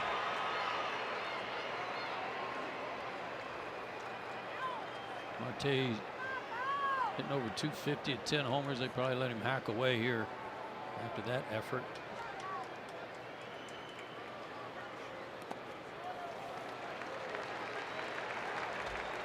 And the Braves trying to get these guys to chase, and they aren't doing it. Braves have had 13 3-ball counts to Arizona hitters in this game.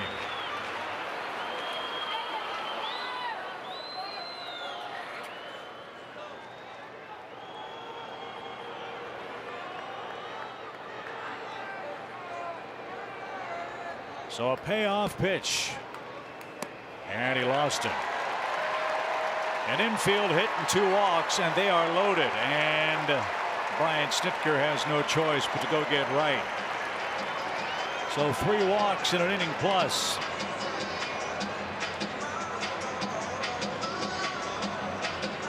And Arizona has a chance to bust the game open again, as John Jay is going to be the hitter.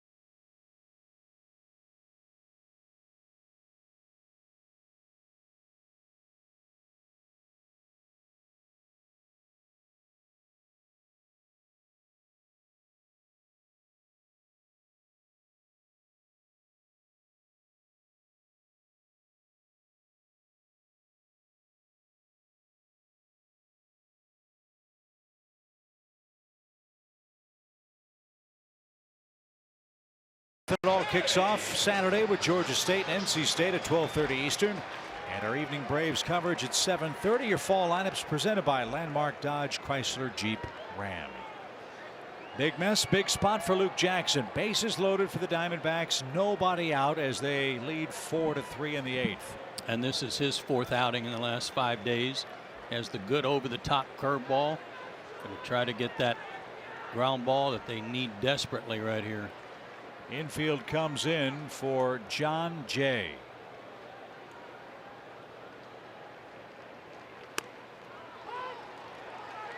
.96 Powder River and called a strike. Right at the bottom of the zone too. Good pitch to start.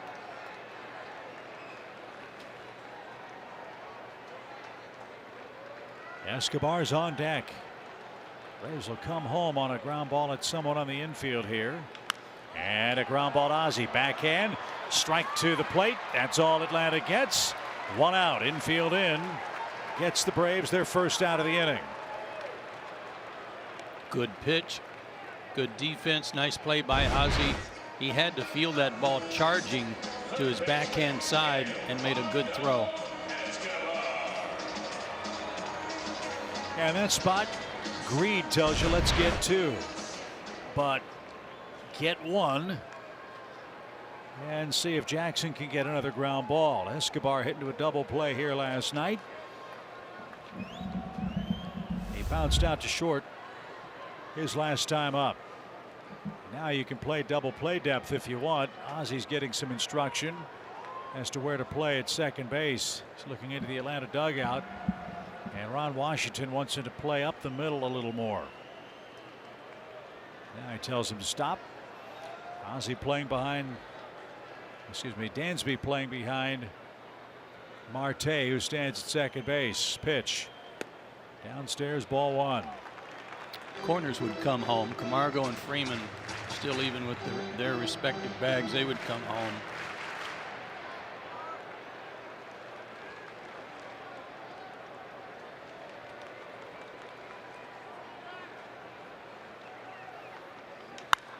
High fly ball deep center. Acuna going back.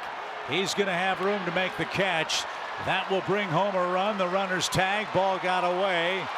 And it bounces on 2 hops to Camargo. A sac fly by Escobar scores Avila. And Arizona cashes in one of the 2 walks here in the 8th inning to lead 5-3.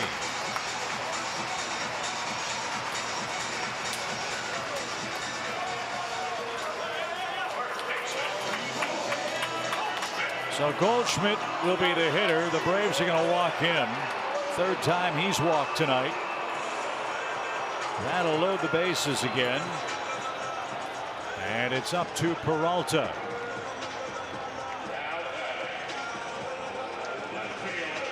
Now what are Kurt Suzuki and Doug Eddings talking about here? Prolonged conversation behind the plate.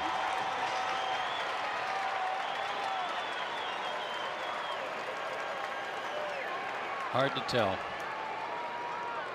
Eddings had a smile on his face. And back to work we go. Arizona with an 8th inning insurance run. 5-3. Be careful in the first pitch here.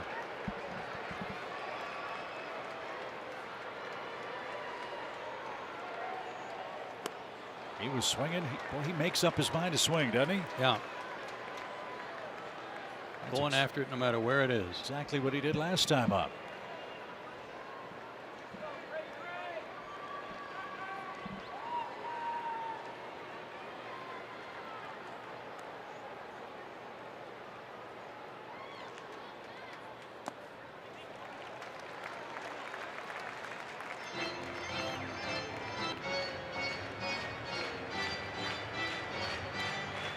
Goldschmidt has reached, by the way, in 8 of his last 9 plate appearances in this series. And he's the man at first base. What a night. Pitch. Bouncing ball. Freeman's got it. Race to the bag. Freddie's going to get there. And that will retire the side. Tell you what, Luke Jackson did an amazing job there. Bases loaded, nobody out, and Arizona gets just 1. 9-1-2 coming up for Atlanta. We go to the fateful 9th.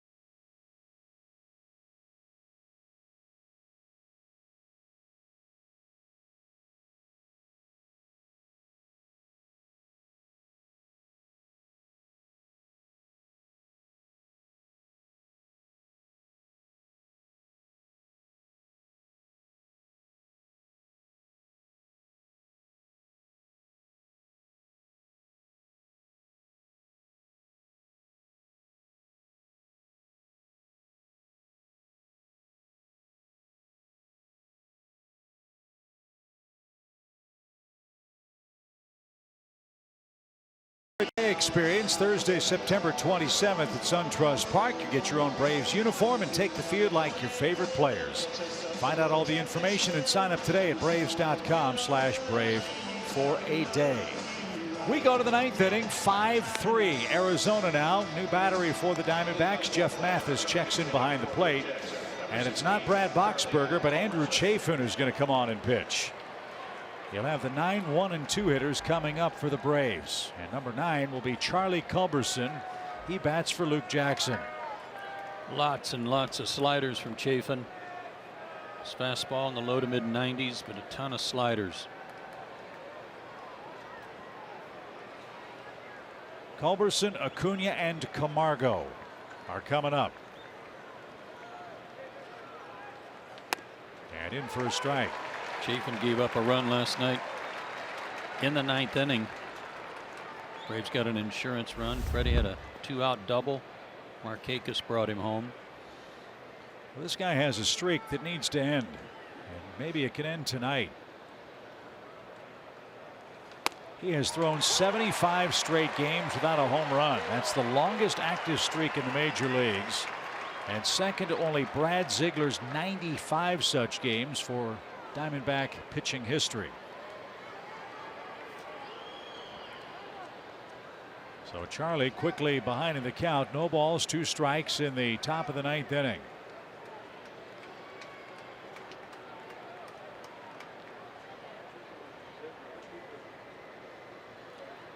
Chafin's really been a specialist kind of pitcher.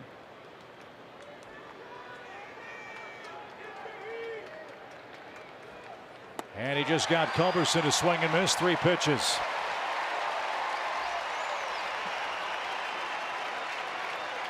Sliders have been the bane of the Braves' existence tonight, starting with Patrick Corbin. 2 fastballs on the outside corner, and then he started his breaking ball out there and sweeps it in.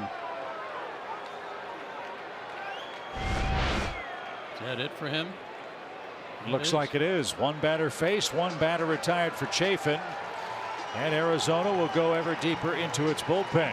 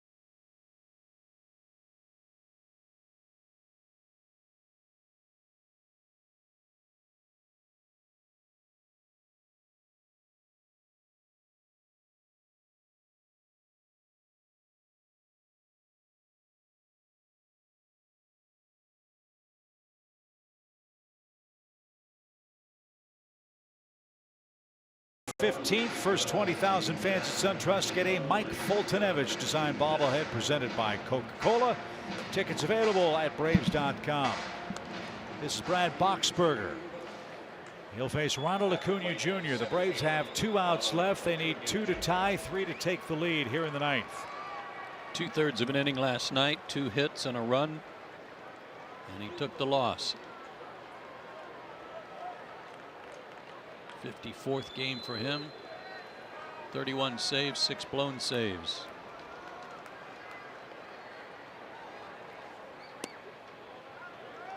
Good night for Acuna. He's got a multi-hit game.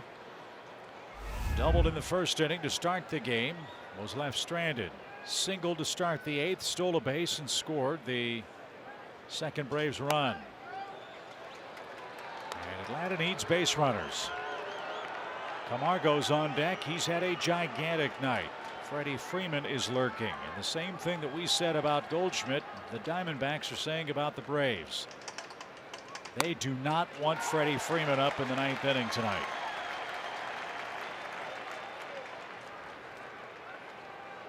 Especially when he's wounded. Yeah. 0 for 4, 3 strikeouts.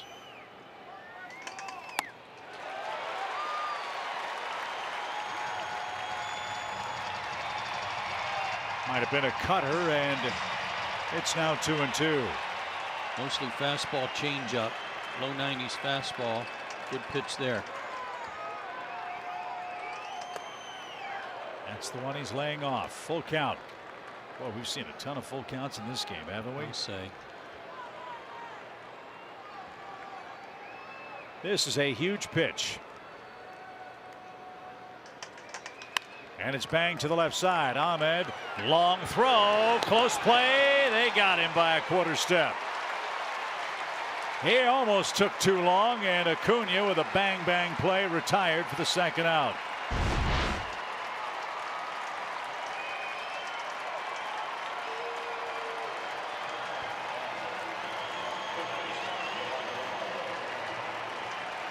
Like he had to stutter step there to get his feet right to hit the bag. Austin. So 31,000 plus standing as Camargo bats 3 extra base hits for Johan, who takes a strike.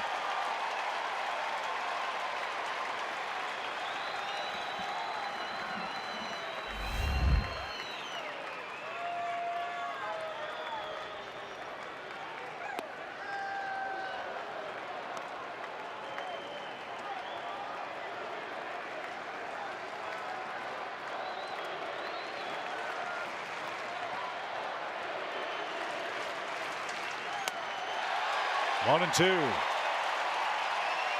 It's a different guy than what we saw last night. Boxberger's command was off. Got in some bad counts.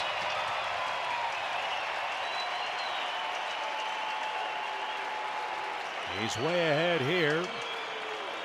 Freeman on deck. Camargo has to reach to get him up. The right-hander comes set and is 1-2. Is low. 2 balls, 2 strikes.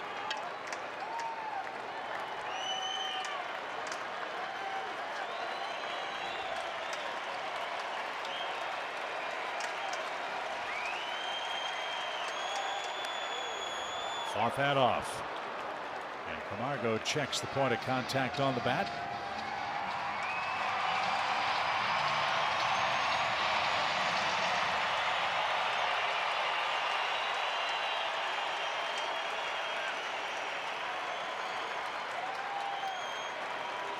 The pitch. Johan's hanging in there now with 2 strikes.